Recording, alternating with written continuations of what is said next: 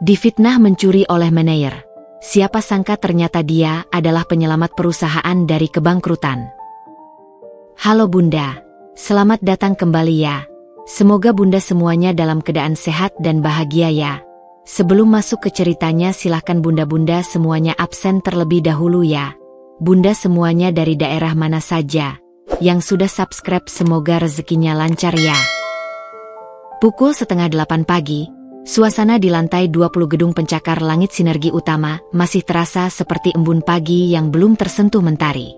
Di sudut ruangan Departemen Teknologi Informasi yang didominasi cahaya biru layar monitor, duduklah Arka.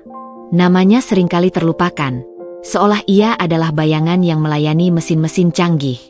Ia adalah seorang staf IT junior, jabatan paling rendah di unit tersebut, namun dedikasinya setinggi menara gedung tempat ia bekerja. Wajah Arka seringkali memancarkan ketenangan yang hampir misterius. Matanya yang tajam dan fokus selalu tertuju pada deretan kode dan log system. Pakaiannya selalu rapi, kemeja biru muda yang disetrika licin, seolah ia sedang mengenakan baju zirah sebelum memasuki medan perang digital. Tubuhnya kurus namun tegap, mencerminkan ketekunan yang keras. Bagi rekan-rekannya, Arka adalah manusia robot, datang paling awal, pulang paling akhir. Selamat pagi, Tuan Arka, si penjaga istana digital. Sapa Riko, seorang teknisi senior yang periang, sambil meletakkan tas ranselnya di kursi. Riko adalah satu-satunya yang sering menggoda Arka dengan keakraban. Arka mendongak sejenak, senyum tipisnya seolah hanya garis samar di wajahnya. Pagi, Mas Riko. Istana harus dijaga sebelum mata-mata musuh masuk melalui celah yang tidak terlihat. Riko tertawa terbahak. Kamu ini, pagi-pagi sudah bicara firewall dan hacker. Tidurmu pasti ditemani mimpi tentang algoritma. Ia mendekatkan kursinya. Serius, Arka? Kenapa kamu selalu di sini? Sabtu Minggu pun saya sering lihat lampu di bilikmu menyala. Apa kamu tidak punya rumah? Atau jangan-jangan, seperti yang dibicarakan orang-orang, kamu sebenarnya adalah mata-mata yang dibayar mahal oleh perusahaan pesaing. Tapi kamu menyamar sebagai staf junior yang lugu. Saya hanya ingin memastikan semua sistem aman, Mas.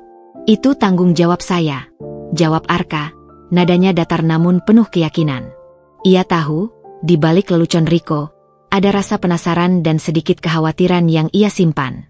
Arka memang tidak pernah banyak bercerita tentang dirinya, seolah latar belakangnya adalah sebuah brankas berlapis baja yang kuncinya hanya ia yang pegang. Yang diketahui semua orang hanyalah Arka tinggal sendiri, hidupnya sederhana, dan ia memiliki kecerdasan di atas rata-rata, sebuah permata tersembunyi yang diletakkan di rak yang paling rendah. Namun, di luar keahliannya di bidang IT, yang tak diketahui siapapun, Arka menyimpan sebuah kelebihan lain, pemahaman yang mendalam tentang keuangan dan pasar modal. Di sela-sela mengurus server, ia diam-diam memantau pergerakan saham dan laporan keuangan perusahaan. Dan selama beberapa bulan terakhir, data yang ia tangkap dari sudut pandangnya sebagai penjaga gerbang perusahaan tidaklah baik. Suasana di Sinergi Utama akhir-akhir ini memang terasa seperti kolam yang airnya mulai keruh. Ada bisik-bisik yang terbang dari meja ke meja tentang kesulitan finansial, penundaan proyek besar, bahkan desas-desus mengenai praktik fraud yang diselubungi kerahasiaan. Tekanan terasa seperti awan mendung yang siap menumpahkan badai. Pusat dari badai yang belum pecah ini adalah Departemen Keuangan, yang dipimpin oleh Pak Bram. Pak Bram atau lengkapnya Bramantio, adalah manajer Departemen Keuangan. Usianya pertengahan 40-an, perawakannya tinggi, selalu mengenakan jas mahal yang pas di tubuh, dan rambutnya tersisir licin. Ia adalah representasi sempurna dari ambisi yang bergejolak. Kata-katanya selalu bernada perintah, tatapan matanya seolah menembus dinding dan menilai harga dirimu. Ia dikenal dingin, efisien, namun juga kejam dalam bernegosiasi. Pagi itu, Pak Bram melintas di depan ruangan IT. Gerakannya tergesa, dan wajahnya terlihat sedikit tegang, seperti topeng yang mulai retak. Arka, yang kebetulan sedang mengambil kopi, berselisih jalan dengannya. Arka, panggil Bram, suaranya sedikit meninggi. Ya, Pak Bram. Arka segera berdiri tegak, membiarkan uap kopi mengepul sebentar di tangannya. Bram mendekat, menyempitkan matanya. Saya dengar kamu sering mengutak-atik log server dan mengakses data keuangan di luar jam kerja. Itu menyalahi prosedur. Arka, sistem IT adalah pagar, bukan pintu belakang. Apalagi, apa urusan staf IT junior dengan laporan keuangan setebal itu? Arka merasakan jantungnya berdetak lebih cepat, namun ia menjaga ekspresi wajahnya tetap tenang. Maaf, Pak. Saya melihat ada anomali pergerakan jaringan selama seminggu terakhir. Ada upaya transfer data sensitif yang terenkripsi, seolah seseorang mencoba menyamar di balik proksi perusahaan. Saya khawatir tentang keamanan data penting kita, terutama data blueprint proyek merger Prima yang sebentar lagi akan ditandatangani. Bram tertawa kecil, tawa yang menusuk, tawa tanpa kehangatan. Khawatir? Seorang staf IT junior khawatir soal keamanan perusahaan? Kamu pikir kamu siapa? Penyelamat? Urus saja firewall MU yang sering error itu. Arka, jangan mencoba mencampuri urusan yang bukan porsimu, terutama yang berbau uang. Laporan keuangan itu sudah aman.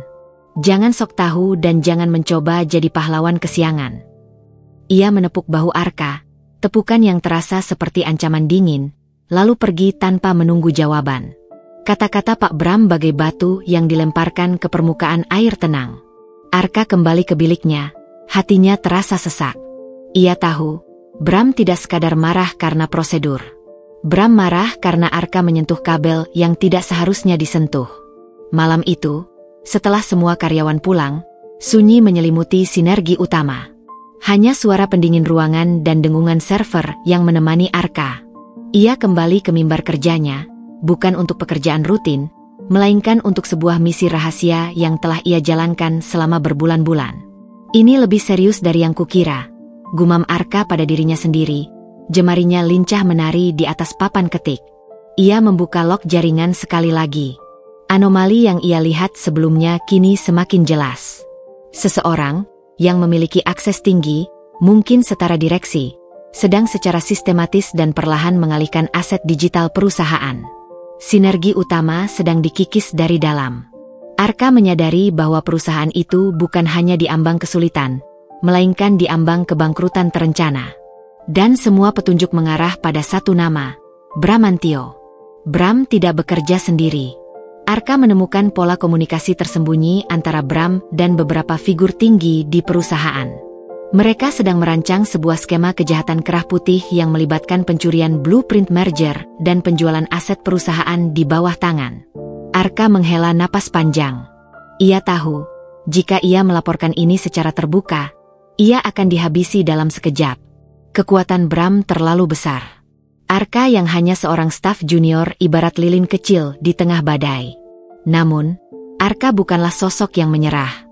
Ia memiliki prinsip yang teguh. Kebenaran harus terungkap, seberapapun mahal harganya. Ia membuka sebuah folder tersembunyi di komputernya. Di dalamnya, ada sebuah program yang ia kembangkan diam-diam selama 6 bulan terakhir. Ia menamainya Kunci Utama.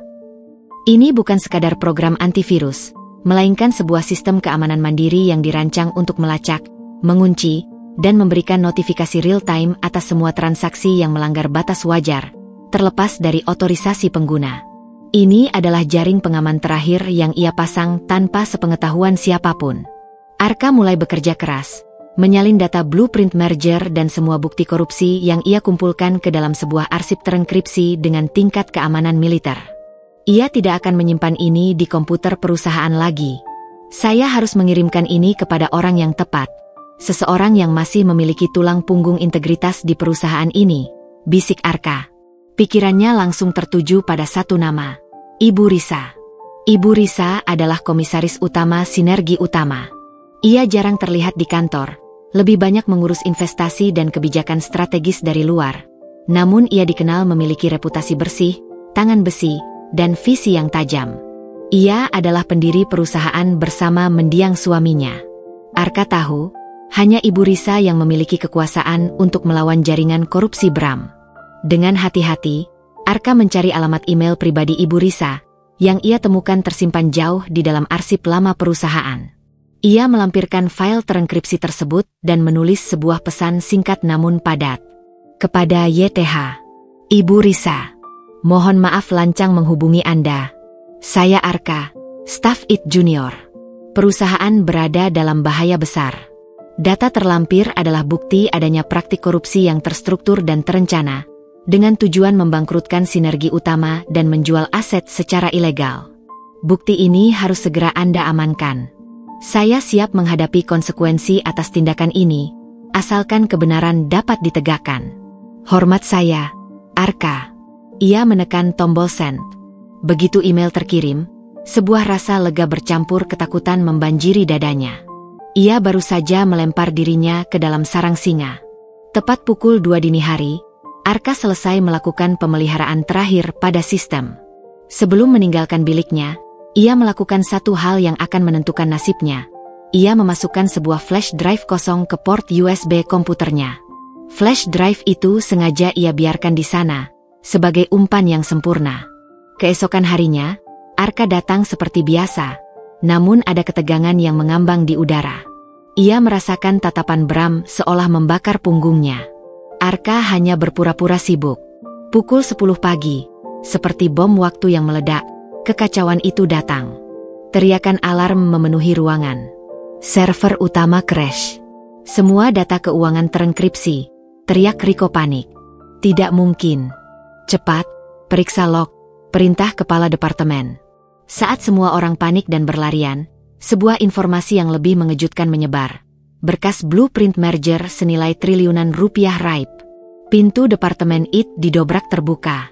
Pak Bram berdiri di sana, wajahnya memerah padam, diselimuti kemarahan yang dibuat-buat. Matanya langsung tertuju ke meja Arka.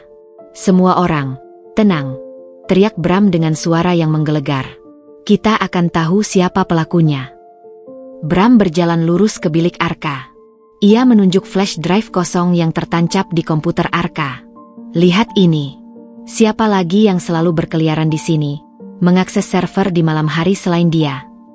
Kamu Arka. Kamu mencuri data itu untuk dijual ke kompetitor. Tuduhan itu bagai tamparan keras di wajah Arka. Semua mata kini tertuju padanya. Mata Riko penuh keterkejutan. Mata rekan-rekan lain penuh penghakiman. Tidak, Pak. Saya tidak melakukannya. Arka berdiri, mencoba mempertahankan martabatnya. Saya sudah melaporkan anomali jaringan kemarin. Anda sendiri yang mengabaikannya. Saya memasang flash drive itu sebagai alat diagnosis, bukan untuk mencuri. Alat diagnosis? Kamu pikir saya bodoh? Bukti sudah jelas, Arka. Hanya kamu yang punya motif dan akses leluasa. Kamu telah berkhianat. Bram berteriak, suaranya dipenuhi amarah palsu yang meyakinkan semua orang. Hari ini juga, kamu dipecat. Dan saya akan pastikan kamu menghadapi tuntutan hukum maksimal atas pencurian dan pembocoran rahasia dagang. Arka terpaku. Difitnah, dipermalukan, dan dicampakkan. Ia melihat ke sekeliling, mencari satupun mata yang percaya padanya. Namun ia hanya menemukan dinding kebencian dan penghakiman. Ia tahu ini adalah panggung sandiwara Bram, dan ia harus memainkan perannya sebagai korban terhina untuk sementara waktu. Kepalanya tertunduk, bukan karena mengakui kesalahan, melainkan karena menahan gejolak emosi dan rencana yang harus ia jalankan. Ia mengambil tas kerjanya dan berjalan keluar ruangan yang penuh bisik-bisik. Langkahnya terasa berat, menanggung beban fitnah yang tidak adil. Arka tahu, pengorbanannya baru saja dimulai. Ia telah mengirimkan sinyal bahaya dan kini ia harus membiarkan dirinya ditenggelamkan, demi bisa menjadi penyelamat yang bangkit dari bayang-bayang. Ia berjalan melewati pintu utama, menuju hujan deras yang sudah menunggu, seolah alam semesta ikut meneteskan air mata atas ketidakadilan yang baru saja ia alami. Di balik jubah kemarahan dan kekalahan Arka, tersembunyi sebuah rencana penyelamatan yang senyap, dan ia baru saja mengambil langkah pertama menjauhi cahaya, menuju kegelapan yang ia perlukan untuk membongkar kejahatan tersebut. Dinding kaca sinergi utama memantulkan cahaya lampu jalan yang memudar, namun di dalamnya, kegaduhan akibat kepergian Arka masih menyisakan hawa panas. Pak Bram berdiri di depan jendela kantornya yang mewah, senyum puas tak kentara tersungging di bibirnya. Ia baru saja membersihkan bidak penghalang paling mengganggu. Arka, si mata elang yang terlalu teliti, kini sudah terlempar keluar dari gelanggang. Hebat, Pak Bram. Segalanya berjalan mulus. Si Arka itu benar-benar polos. Mudah sekali dijebak dengan trik flash drive murahan itu, ujar Hasan, asisten kepercayaannya, sambil merapikan tumpukan berkas keuangan. Bram berbalik, tatapannya tajam dan dingin, seperti ujung pedang yang baru diasah. Jangan pernah meremehkan siapapun, Hasan. Terutama orang yang diam. Arka itu cerdas, terlalu cerdas untuk posisinya. Dia sudah mencium bau busuk ini sejak lama. Untung saja aku cepat bertindak. Lalu, bagaimana dengan data yang hilang itu, Pak? Bukankah itu yang paling penting? Tanya Hasan dengan nada khawatir. Bram mengambil segelas air putih di mejanya, meminumnya perlahan, seolah sedang menikmati kemenangan. Data itu sudah aman di tangan kita, Hasan. Hilangnya data itu hanya alibi untuk menyalahkan Arka dan menutupi jejak kita. Sekarang, fokus kita adalah mempercepat proses transfer dana offshore dan memastikan sinergi utama tampak benar-benar bangkrut dalam 2 minggu ke depan. Tanpa Arka, tidak ada lagi yang akan mengutak-atik sistem dan menemukan celah kelemahan kita. Di luar gedung, tak jauh dari sana, Arka berjalan sendirian di tengah hujan yang turun deras. Setiap tetesan air seolah adalah cambuk yang menambah perih atas penghinaan yang baru saja ia terima. Rasanya seperti seluruh kota menatapnya sebagai seorang pencuri yang tak tahu diri. Statusnya kini berubah, dari staf yang berdedikasi menjadi buronan yang tercela. Ia mencoba menghubungi adiknya, Dinda, seorang mahasiswa yang tinggal di luar kota. Dinda adalah satu-satunya keluarga yang ia miliki dan yang selalu percaya padanya. "Halo, Kak." Suara Dinda terdengar ragu, bercampur tangis. "Berita itu benar, Kak?" Kata orang-orang di media sosial, kakak mencuri data perusahaan dan akan dipenjara. Arka memejamkan mata sejenak, menahan emosi yang bergejolak. Hatinya teriris mendengar suara adiknya yang terisak. "Tidak, Dinda. Itu semua fitnah. Kakak difitnah, Dik. Ini semua bagian dari rencana jahat mereka. Percayalah padaku, kakak akan membersihkan nama kita. Tapi untuk sementara waktu, tolong jangan hubungi kakak dulu. Jaga diri baik-baik, jangan khawatir. Semua ini demi keadilan dan kebenaran." "Tapi, Kak..." "Cukup, Dinda. Kakak akan menghubungimu saat semuanya aman. Jaga diri. Ingat, kakak sayang kamu." Arka terpaksa memutuskan panggilan. Ia harus terlihat sendirian dan terjepit, agar musuhnya semakin merasa nyaman dan lengah.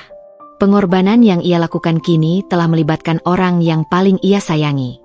Tekanan mental ini terasa seperti rantai besi yang mengikat jiwanya. Arka berjalan tanpa tujuan, air hujan membasahi seluruh tubuhnya. Tiba-tiba, ia menyadari sebuah mobil sedan mewah berwarna hitam metalik bergerak perlahan di sampingnya. Mobil itu tampak sangat mahal, seperti perahu layar di tengah badai. Jantung Arka berdegup kencang. Apakah ini kaki tangan Bram yang dikirim untuk mengancamnya lebih lanjut? Mobil itu berhenti. Jendela belakangnya bergerak turun dengan mulus. Arka menahan napas. Di dalamnya, duduk seorang wanita dengan aura kepemimpinan yang sulit disangkal. Ia mengenakan setelan jas berwarna gelap, perhiasan sederhana namun elegan, dan matanya memancarkan ketegasan yang mendalam. Tetapi kali ini, ada seulas senyum lembut yang menyejukkan. Wanita itu adalah Ibu Risa, komisaris utama Sinergi Utama. "Masuklah, Arka." Suaranya tenang, namun memiliki otoritas yang tak terbantahkan, seolah kata-katanya adalah perintah yang harus dipatuhi. "Aku tahu kamu kedinginan dan kehujanan. Dan yang terpenting, aku tahu bukan kamu pelakunya." Arka terkejut. Tubuhnya yang kaku akhirnya bergerak. Ia segera masuk ke dalam mobil. Kehangatan interior mobil mewah itu langsung menyelimutinya. "Ibu Risa." Arka mencoba memulai, namun suaranya tercekat. Ibu Risa menyerahkan handuk kecil. "Lep dirimu dulu, Arka. Kita perlu bicara, tapi bukan di sini. Supirku akan membawa kita ke tempat yang aman dan pribadi." Mobil itu melaju pelan, membelah hiruk-pikuk kota. "Aku mendapat surelmu, Arka." Ibu Risa memecah keheningan, matanya menatap lurus ke depan. "Surel terenkripsi itu. Aku membukanya sendiri, pada pukul 3 pagi. Isinya, sebuah alarm yang sangat nyata. Arka merasakan beban di pundaknya sedikit terangkat.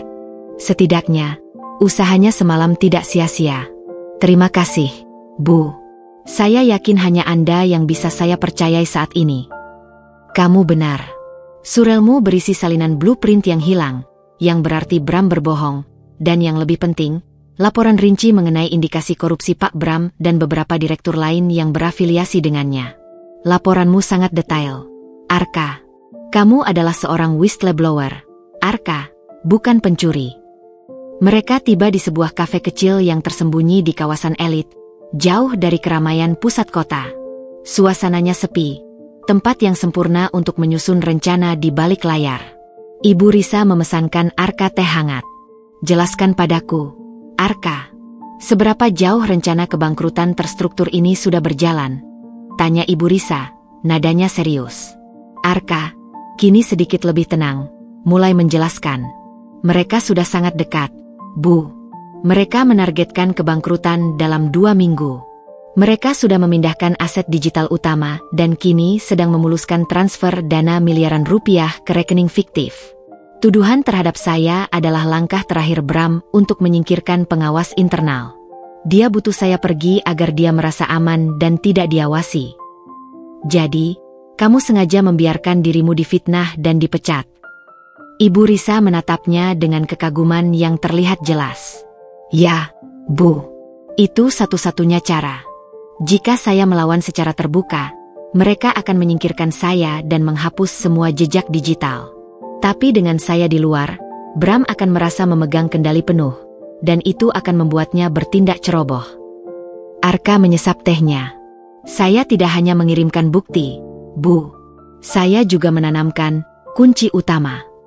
Mata Ibu Risa membulat sedikit. Kunci utama? Apa itu? Itu adalah program keamanan berlapis yang saya kembangkan. Sebuah guardian tak terlihat yang bisa saya kendalikan dari luar jaringan perusahaan. Kunci utama, sekarang bertindak sebagai sensor keuangan independen. Dia akan melacak setiap transaksi yang mencurigakan dan, pada saat yang tepat, saya bisa menggunakannya untuk mengunci semua aset digital dan menonaktifkan transfer dana ilegal. Arka menjelaskan dengan penuh keyakinan. Saya membiarkan diri saya dipecat karena hanya dengan status mantan karyawan yang dituduh mencuri. Saya bisa bekerja tanpa dicurigai dari luar. Bram dan timnya tidak akan pernah membayangkan bahwa sistem yang mereka gunakan untuk mencuri kini menjadi mata dan telinga saya. Ibu Risa tersenyum, senyum yang menunjukkan betapa dia terkesan. Luar biasa, Arka. Kecerdasanmu ini benar-benar harta karun. Kamu bukan sekadar staff it. Kamu adalah strategi brilian dalam balutan kerendahan hati. Terima kasih, Bu, ujar Arka, hatinya sedikit menghangat mendengar pengakuan yang tulus itu. Baiklah, kata Ibu Risa, mengambil ponselnya. Kita harus segera menyusun strategi. Kita tidak bisa langsung melibatkan pihak berwajib, karena jaringan korupsi Bram mungkin sudah meluas. Kita akan bekerja dalam bayangan, seperti 2 prajurit yang bersembunyi di balik kabut tebal. Apa rencana kita, Bu? Tanya Arka. Matanya kini berkobar oleh semangat baru. Pertama, bersihkan dirimu. Hilangkan semua jejak seolah kamu sedang bersembunyi. Kedua, terus pantau kunci utama.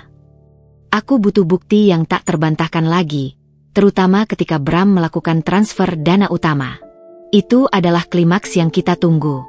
Ketika itu terjadi, kamu harus mengaktifkan kunci utama untuk menghentikan transaksi, dan di saat yang sama, aku akan menyiapkan tim audit forensik terpercaya dan pengacara terbaik. Ibu Risa mencondongkan tubuhnya ke depan. Dengarkan baik-baik, Arka. Ini bukan hanya tentang menyelamatkan sinergi utama. Ini tentang membersihkan namamu dan memulihkan keadilan. Kamu akan menanggung hinaan ini untuk sementara waktu. Tapi percayalah, Arka, sinergi utama akan jatuh tanpamu. Kamu adalah harapan terakhir kami. Berani kamu mengambil risiko ini? Arka menatap Ibu Risa, ada janji yang terukir di matanya. Saya sudah kehilangan reputasi saya, Bu. Saya sudah kehilangan segalanya di mata publik. Saya tidak punya apa-apa lagi untuk dipertaruhkan, kecuali kebenaran. Saya akan melakukannya. Ibu Risa mengulurkan tangannya. Kalau begitu, selamat datang di sisi gelap. Mari kita berburu rubah licik di sarangnya sendiri. Mereka berjabat tangan, sebuah sumpah diam yang terjalin di bawah naungan kerahasiaan. Arka meninggalkan kafe itu, bukan lagi sebagai pria yang kalah, melainkan sebagai senjata rahasia yang baru saja diisi penuh. Di luar, hujan sudah reda, meninggalkan aroma tanah basah dan langit yang mulai memperlihatkan bintang. Arka tahu, tugasnya akan berat, penuh tekanan, dan sangat berbahaya. Ia harus menghadapi hinaan dari masyarakat, keraguan dari adiknya, dan tentu saja, kejaran dari Bram yang kini akan semakin sombong dan ceroboh. Tapi Arka kini punya sekutu yang kuat dan misi yang jelas, membuktikan bahwa dia adalah penyelamat, bukan pencuri. Misi ini adalah jalan sunyi menuju pemulihan martabat, dan ia harus berjalan di atasnya sendirian. Minggu-minggu pertama setelah Arka dipecat terasa seperti musim dingin yang menusuk tulang. Ia kini hidup dalam isolasi yang disengaja. Arka pindah ke sebuah rumah kontrakan sederhana di pinggiran kota, tempat yang tidak akan pernah terpikirkan oleh siapapun dari sinergi utama. Dunia luar mengenalnya sebagai kriminal yang dicari, sementara ia adalah bayangan yang mengamati dari jauh. Ibu Risa sudah memenuhi janjinya. Ia mengatur agar Arka memiliki sumber daya yang dibutuhkan untuk bekerja di bawah tanah, laptop dengan spesifikasi tinggi yang terjamin keamanannya, jalur komunikasi terenkripsi, dan sedikit dana tunai untuk bertahan hidup. Semua itu disalurkan melalui seorang kurir terpercaya yang tidak tahu identitas Arka yang sebenarnya. Tekanan paling berat bagi Arka bukanlah ancaman tuntutan hukum, melainkan palu godam penghinaan dari masyarakat. Wajahnya terpampang di portal berita daring dengan tajuk memojokkan. Staff IT Junior bobol data perusahaan triliunan rupiah. Komentar di media sosial bagaikan racun yang menyebar cepat, merusak nama baiknya dan keluarga. Pukul 11 malam, Arka duduk di depan layar laptopnya, yang menjadi jendela satu-satunya menuju dunia luar, dan khususnya, menuju sinergi utama. Ia baru saja selesai memeriksa log sistem internal perusahaan menggunakan akses backdoor, kunci utama. Data yang masuk mengonfirmasi, Bram dan kroninya bergerak cepat. Mereka mulai menjual aset digital. Gumam Arka, matanya menyipit saat membaca log transaksi yang baru. Penjualan fiktif dengan harga sangat rendah, tujuannya hanya satu, menguras sisa darah perusahaan sebelum dinyatakan mati total. Ponselnya berdering. Nama Dinda, adiknya, muncul di layar. Arka ragu sejenak. Ia sudah berjanji tidak akan menghubunginya, tetapi rasa rindu dan khawatir tentang adiknya lebih kuat daripada kehati-hatian. Halo, Dinda, suara Arka terdengar serak. Suara Dinda terdengar lelah, diwarnai isak tangis yang tertahan. Kak Arka, aku takut. Paman dan Bibi datang ke kampusku hari ini. Mereka bilang aku harus meminta kakak menyerahkan diri agar utang keluarga tidak ikut dituntut. Mereka bilang, kakak benar-benar sudah gila harta. Arka merasakan kemarahan yang membakar dada.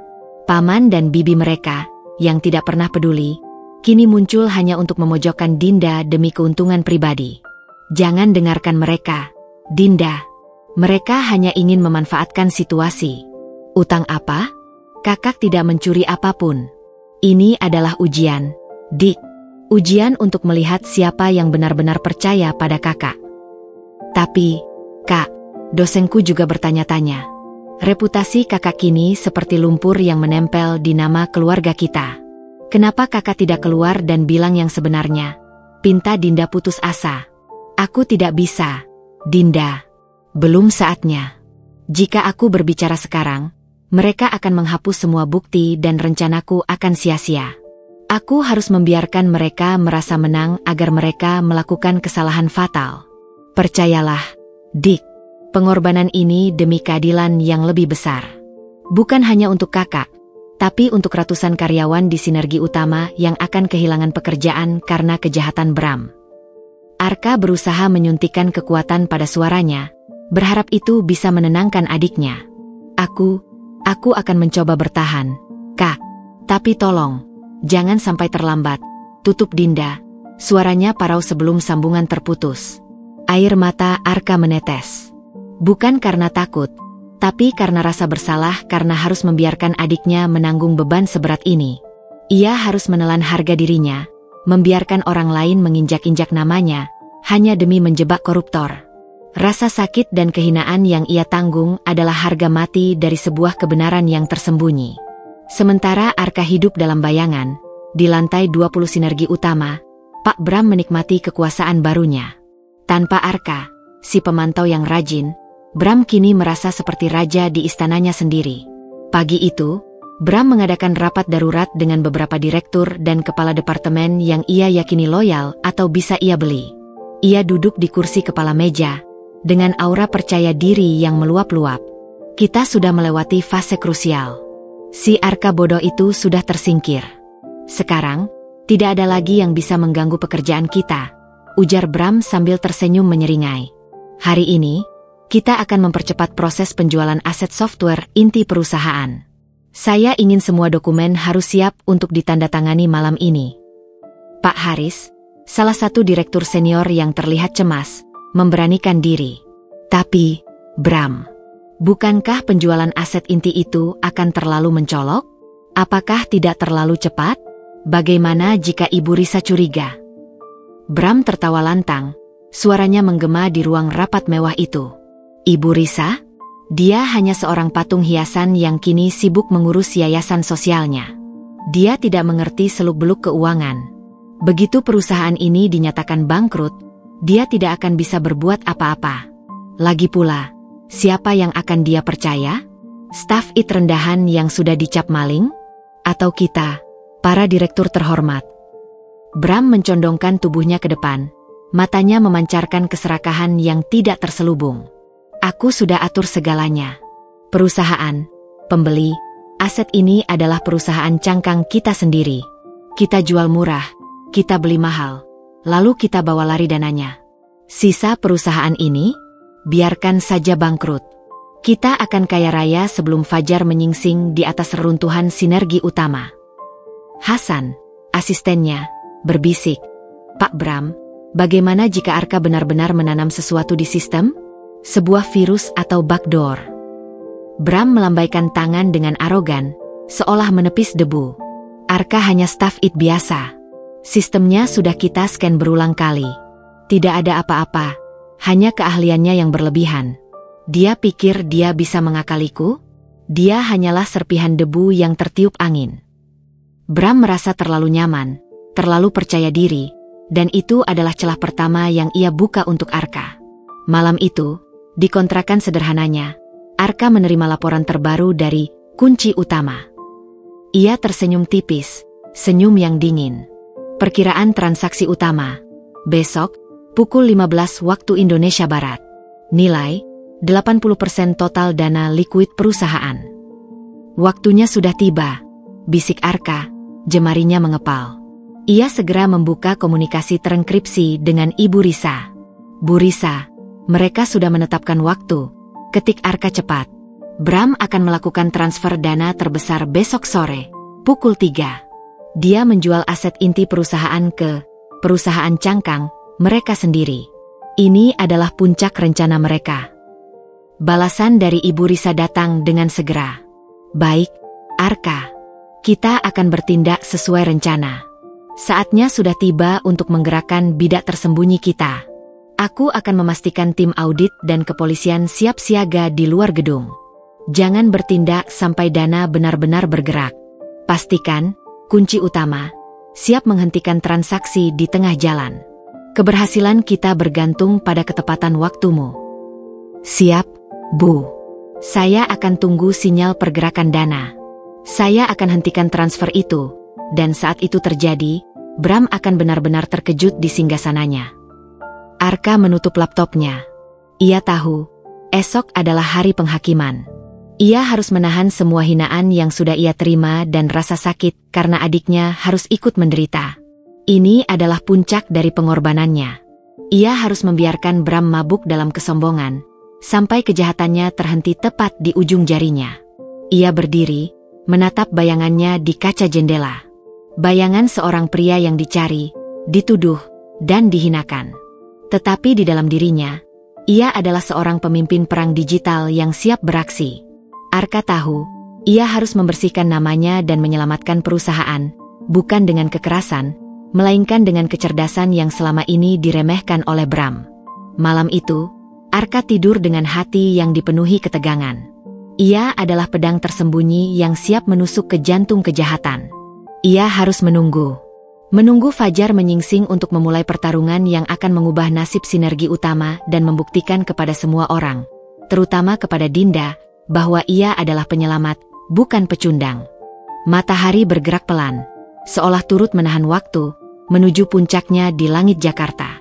Di lantai 20 sinergi utama, suasana terasa tegang, namun bukan karena kekhawatiran, melainkan karena aroma kemenangan yang tercium kuat dari ruang kerja Pak Bram. Hari ini adalah hari penentuan, hari di mana ia akan melakukan penarikan terbesar, memastikan sinergi utama akan jatuh ke dalam jurang kebangkrutan, sementara kantongnya terisi penuh. Pukul 14.30 waktu Indonesia Barat. Bram duduk di mejanya, dihadapkan pada dua layar besar. Satu menampilkan laporan keuangan perusahaan yang sudah dimanipulasi agar terlihat menyedihkan, dan satu lagi menampilkan platform transaksi perbankan online yang siap digunakan. Di sampingnya, Hasan si asisten, terlihat gugup namun penuh antisipasi. Semua sudah siap, Pak Bram. Tim legal di perusahaan Cangkang sudah menunggu. Begitu Anda menekan tombol transfer, dana miliaran itu akan berpindah ke rekening baru, dan sinergi utama akan kehilangan 80% dari total dana likuidnya. Lapor Hasan, suaranya sedikit bergetar. Bram menyeringai lebar. Ekspresinya seolah Dewi Fortuna sedang berada di pangkuannya. Bagus, Hasan. Kerja bagus. Setelah ini, kita akan menjadi orang kaya baru. Kita akan berlayar ke tempat di mana tak ada yang bisa menemukan kita, jauh dari badai kebangkrutan ini. Ia melihat jam di pergelangan tangannya. Pukul 14.50 waktu Indonesia Barat. 10 menit menuju waktu eksekusi. Bram merasa terlalu percaya diri, terlalu sombong, dan di puncak kesombongan itulah, ia mulai menari di ujung jurang. Aku tidak bisa menahan rasa puas ini, Hasan. Bayangkan, hanya karena aku berhasil menyingkirkan si staf bodoh itu, kini jalan kita lapang. Dia pikir bisa menggangguku dengan laporan busuknya? Dia hanyalah programmer pengecut yang takut keluar dari biliknya. Bram tertawa, tawa yang menusuk dan penuh kemenangan. Di rumah kontrakan Arka yang jauh dari hiruk-pikuk, suasana terasa hening, sunyi, seperti pusat badai yang diam sebelum meledak. Arka duduk di depan laptopnya, keringat dingin membasahi pelipisnya, meskipun ruangan itu ber-AC. Ia memegang kendali penuh atas kunci utama, Guardian Digital yang ia tanam. Pukul 14.55 waktu Indonesia Barat. Jantung Arka berdetak seperti genderang perang. Ia sedang menunggu sinyal yang akan mengkonfirmasi pergerakan dana. Ia tidak boleh bertindak terlalu cepat, atau transfer akan batal dan Bram bisa menutup jejak. Ia juga tidak boleh terlambat, atau dana itu akan benar-benar hilang tak terselamatkan. Sedikit lagi, Bram. Tunjukkan kartu as MU, bisik Arka, matanya menatap tajam ke layar yang menampilkan log sistem perusahaan secara real-time yang terenkripsi. Tepat pukul 15 waktu Indonesia Barat. Jaringan mulai bergerak. Log itu memancarkan serangkaian kode berwarna merah, menandakan ada upaya transfer dana yang sangat besar dan mencurigakan. Sekarang, Arka berseru, suaranya tegas dan penuh perintah, seolah ia adalah seorang jenderal yang memberikan komando terakhir. Dengan kecepatan yang hanya dimiliki oleh seorang ahli genius, jemari Arka menari di atas keyboard. Ia memasukkan serangkaian kode override, kode yang ia rancang khusus untuk mengaktifkan kunci utama secara penuh. Di bilik kerjanya, Bram baru saja mengarahkan mouse-nya ke tombol confirm transfer. Ia tersenyum, membayangkan kekayaan yang akan segera ia raih. Namun, sebelum jari Bram menyentuh tombol itu, sesuatu yang tidak terduga terjadi. Tiba-tiba, layar komputernya berkedip, berubah warna menjadi merah menyala. Sebuah pesan besar, berupa huruf kapital berwarna putih, muncul di tengah layar. Sistem diamankan, transaksi ilegal dihentikan. Laporan korupsi dalam proses verifikasi. Tidak hanya di ruangan Bram, tetapi juga di seluruh lantai 20 sinergi utama, bahkan di kantor-kantor cabang yang jauh. Semua layar komputer, dari desktop staff hingga tablet direksi, menampilkan pesan yang sama. Seluruh jaringan keuangan perusahaan tiba-tiba terkunci rapat, mati total. Kekacauan pecah seketika. Teriakan panik datang dari berbagai departemen. Bram terpaku, seolah ia baru saja melihat hantu di siang bolong. Wajahnya yang semula sombong kini pucat pasi, seputih kertas HVS. Apa ini? Virus? Cepat, Hasan, periksa. Siapa yang berani melakukannya? Raungnya, suaranya mengandung nada panik yang nyata. Hasan juga sama terkejutnya. Saya tidak tahu, Pak. Sistem benar-benar terkunci. Bahkan saya tidak bisa mengakses firewall utama. Ini bukan virus biasa, Pak. Ini seperti ada gerbang baja yang tiba-tiba menutup di tengah badai. Bram mencoba menekan keyboardnya dengan kasar, mencoba menutup pesan merah itu, namun sia-sia. Layar itu tak bergeming, menjadi monumen bisu atas kegagalannya. Pada saat yang sama, Arka menghela napas panjang. Transaksi itu berhasil dihentikan. Dana miliaran itu tetap aman, terkunci rapat di rekening perusahaan, jauh dari jangkauan Bram. Ia segera mengirimkan pesan ke Ibu Risa. Kunci utama aktif. Transaksi dihentikan. Sistem terkunci. Waktu eksekusi, Bu. Di luar gedung sinergi utama, Ibu Risa sudah siap di dalam mobilnya, ditemani oleh kepala tim audit forensik yang terpercaya dan seorang petugas kepolisian berpakaian sipil. Baik, saatnya kita masuk, perintah Ibu Risa. Suaranya tegas namun tenang. Arka sudah melakukan tugasnya. Sekarang, kita harus memastikan Bram tidak sempat menghancurkan bukti fisik apapun. Kembali ke ruang kerja Bram. Ia sedang kalut, mencoba menelepon koneksinya di luar negeri untuk menanyakan status dana. Namun ponselnya juga tiba-tiba kehilangan sinyal. Ia merasakan jerat itu melilit lehernya. Tiba-tiba, pintu ruang rapat terbuka. Masuklah seorang pria berpakaian rapi, didampingi dua petugas keamanan gedung yang berbadan besar. Pria itu adalah kepala tim audit forensik yang dibawa Ibu Risa. Selamat sore, Pak Bram, ujar pria itu dengan nada dingin. Kami datang untuk melakukan audit mendadak atas instruksi komisaris utama. Audit apa? Pergi kalian. Ini kantor saya. Saya manajer di sini, teriak Bram, berdiri dari kursinya. Ia mencoba berjalan keluar, namun dicegah oleh petugas keamanan. Anda tidak bisa kemana-mana, Pak. Dan yang harus Anda tahu, kami sudah mengetahui apa yang terjadi pada pukul 15 tadi. Upaya transfer dana ilegal senilai triliunan rupiah. Kepala tim audit itu menunjukkan selembar kertas yang ia pegang. Bram tertawa getir, tawa yang dipaksakan. Omong kosong. Ini pasti ulah si Arka. Saya yakin dia menanam virus saat masih di sini. Dia itu maling data. Dasar pendendam. Tepat pada saat Bram menyebut nama Arka dengan nada menghina, pintu ruang rapat kembali terbuka. Kali ini, pintu itu terbuka dengan irama yang lebih tenang. Namun kedatangan sosok ini lebih menggelegar daripada crash system. Masuklah Ibu Risa, berdiri tegak dengan auranya yang menawan dan penuh kekuasaan. Di sampingnya, berjalan seorang pria yang kini tampil berbeda. Kemeja birunya yang disetrika licin sama seperti dulu. Tetapi tatapan matanya kini memancarkan ketenangan dan kepercayaan diri yang tidak pernah ia tunjukkan sebelumnya. Ia mengenakan setelan jas yang rapi, bukan lagi badge staff it junior, melainkan sebuah kehadiran yang tak terbantahkan. Pria itu adalah Arka. Bram terkejut, seolah lidahnya keluh, tidak mampu mengucapkan sepatah kata pun. Ia menatap Arka dengan pandangan tidak percaya dan kemarahan yang membara. Ibu Risa tersenyum tipis. Senyum kemenangan yang lembut. Selamat datang kembali, Arka. Dan selamat siang, Bram. Aku membawakan tamu spesial untuk membersihkan kesalahpahaman yang kamu ciptakan. Arka berjalan maju, berdiri di hadapan Bram yang kini hanya bisa terpaku di kursinya. Sorot mata Arka penuh keyakinan dan kebenaran. Program yang saya tanam adalah penyelamat, Pak Bram. Bukan virus, ujar Arka. Suaranya tenang namun menusuk. Virus yang sebenarnya adalah korupsi Anda. Dan hari ini, saya datang untuk melakukan pembersihan total. Titik balik telah tercapai. Arka, yang semula dihinakan sebagai pencuri dan buronan, kini berdiri sebagai utusan keadilan di tengah sarang korupsi. Keberanian dan kecerdasannya akhirnya membuahkan hasil. Bram telah jatuh ke dalam perangkap yang ia yakini telah ia bersihkan. Udara di ruang rapat direksi sinergi utama terasa dingin dan berat, seperti lapisan es yang siap pecah. Lampu kristal mewah yang menggantung di langit-langit seolah kehilangan kilaunya, tak mampu menerangi kegelapan yang baru saja tersingkap.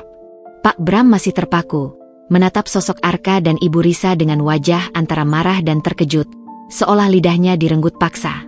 Arka berdiri tegak, tak lagi menunjukkan kerendahan hati seorang staf junior yang mudah diintimidasi.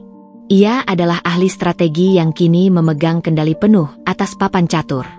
"Bram, jelaskan ini," ujar Ibu Risa. Suaranya mengandung otoritas yang menenangkan tetapi mematikan.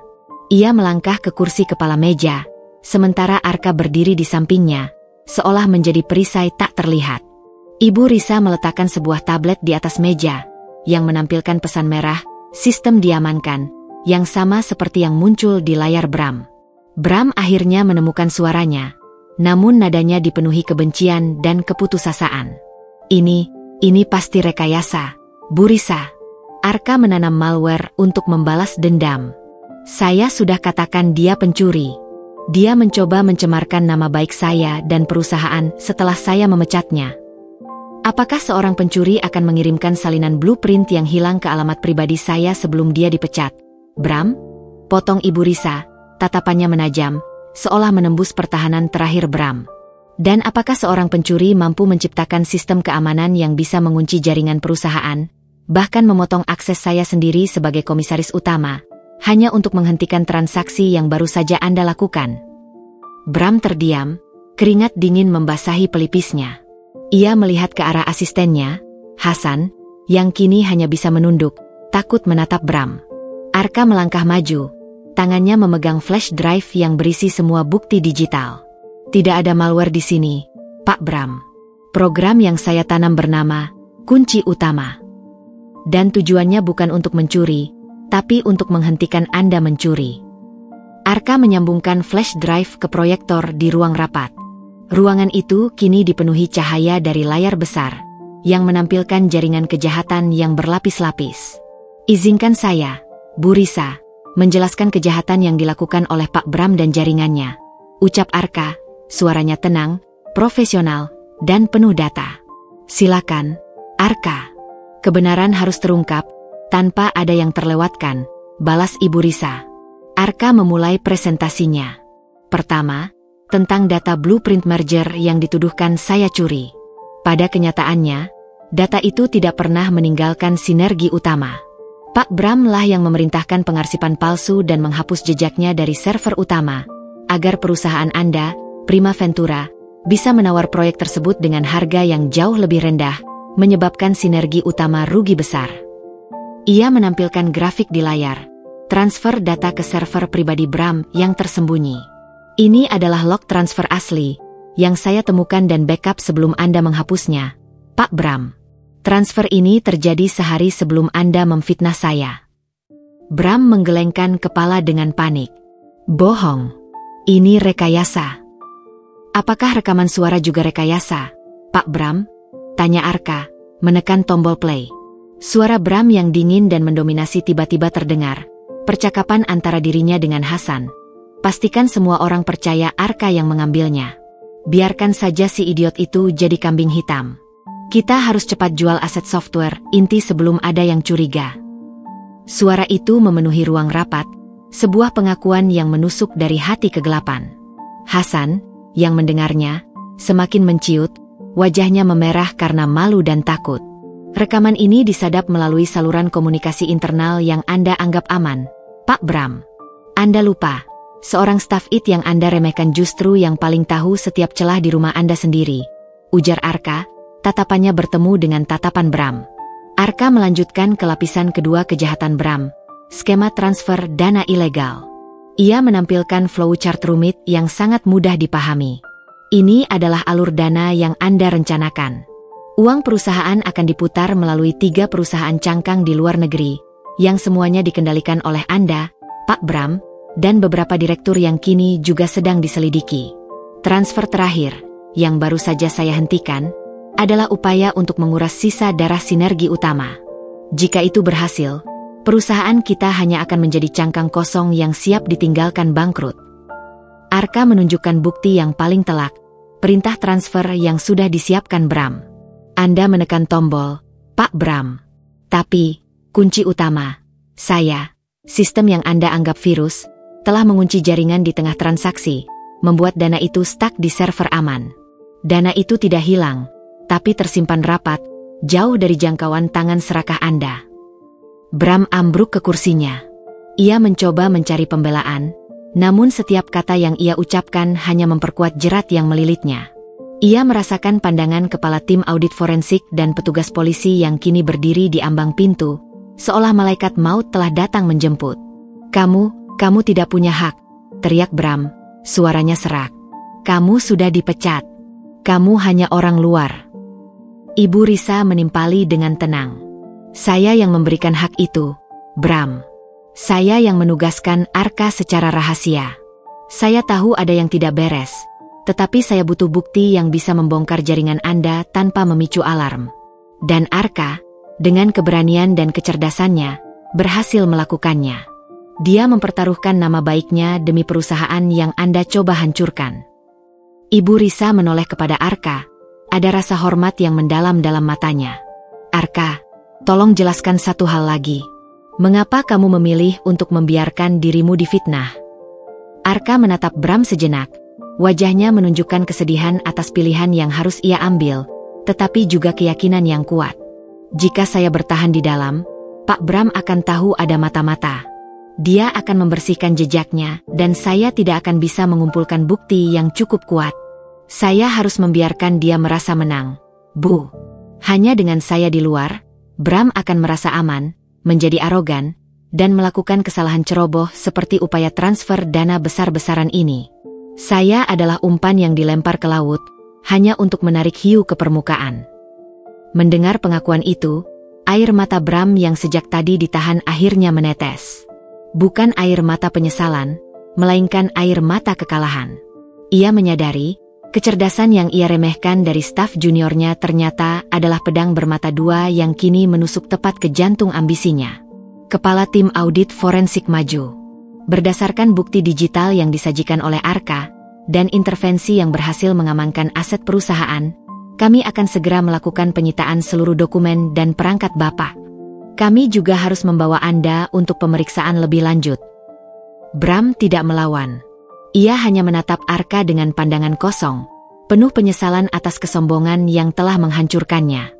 Ia adalah raja yang baru saja jatuh dari tahtanya yang rapuh. Saat Bram digiring keluar oleh petugas keamanan, wajahnya menjadi tontonan bagi beberapa direktur lain yang selama ini berafiliasi dengannya. Mereka kini terlihat ketakutan, menyadari bahwa jaringan mereka telah terpotong di bagian puncaknya. Arka menyaksikan semua itu dengan tenang. Ia tidak merasakan euforia kemenangan, hanya kelegaan. Ia telah berhasil. Ia telah menunaikan tugasnya. Ia telah membersihkan namanya. Ibu Risa meletakkan tangannya di bahu Arka.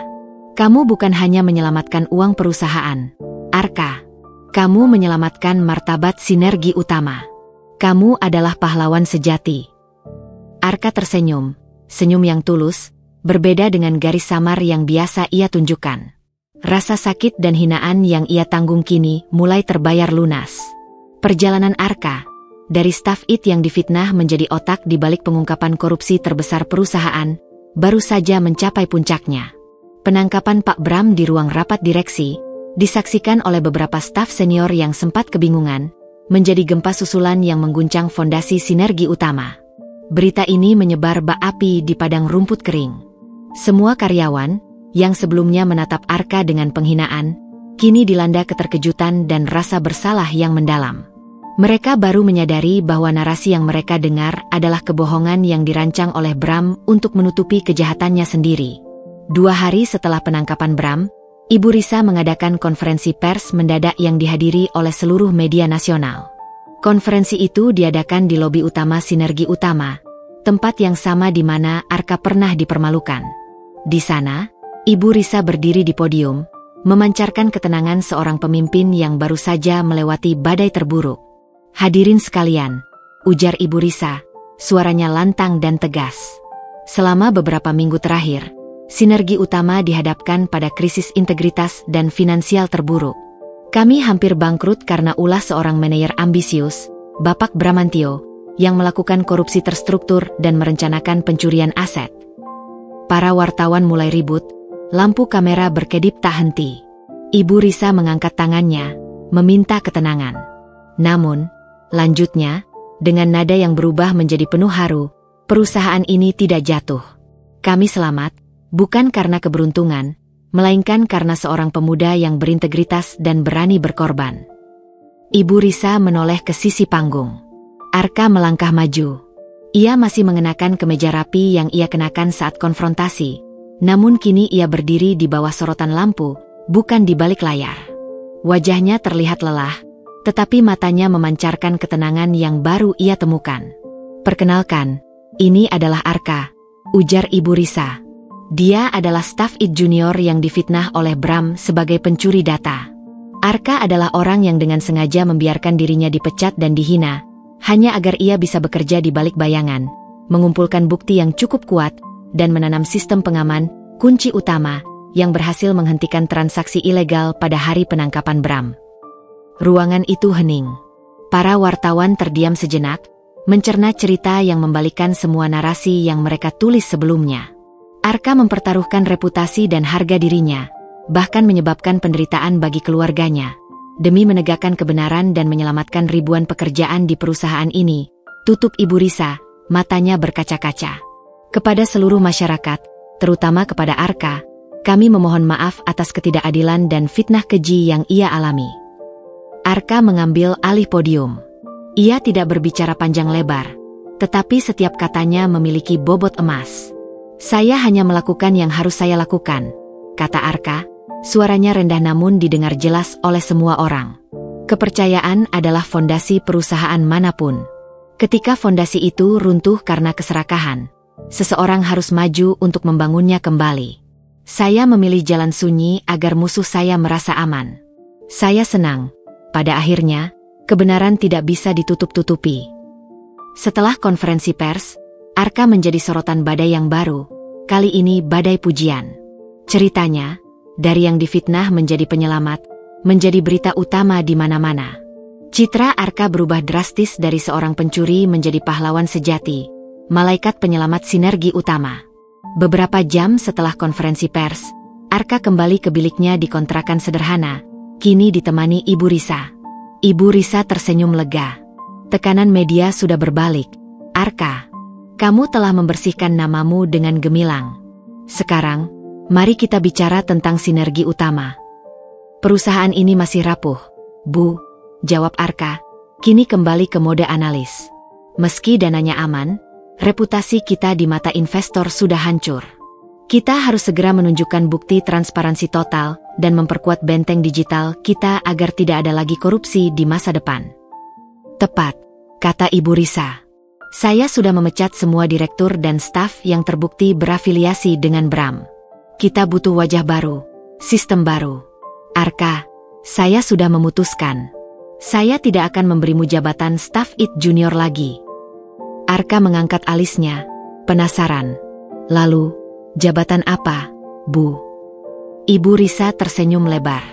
"Saya menawarkanmu posisi Chief Technology Security Officer, CTSO.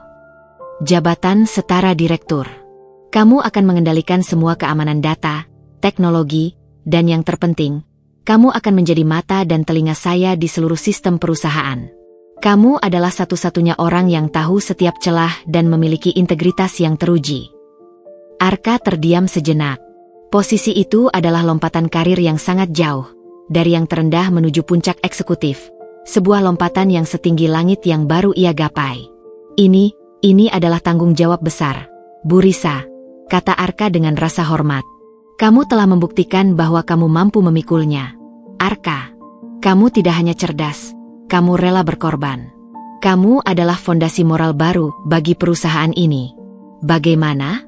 Apakah kamu bersedia menerima tanggung jawab ini?" tantang Ibu Risa. Arka mengangguk, sorot matanya penuh keyakinan.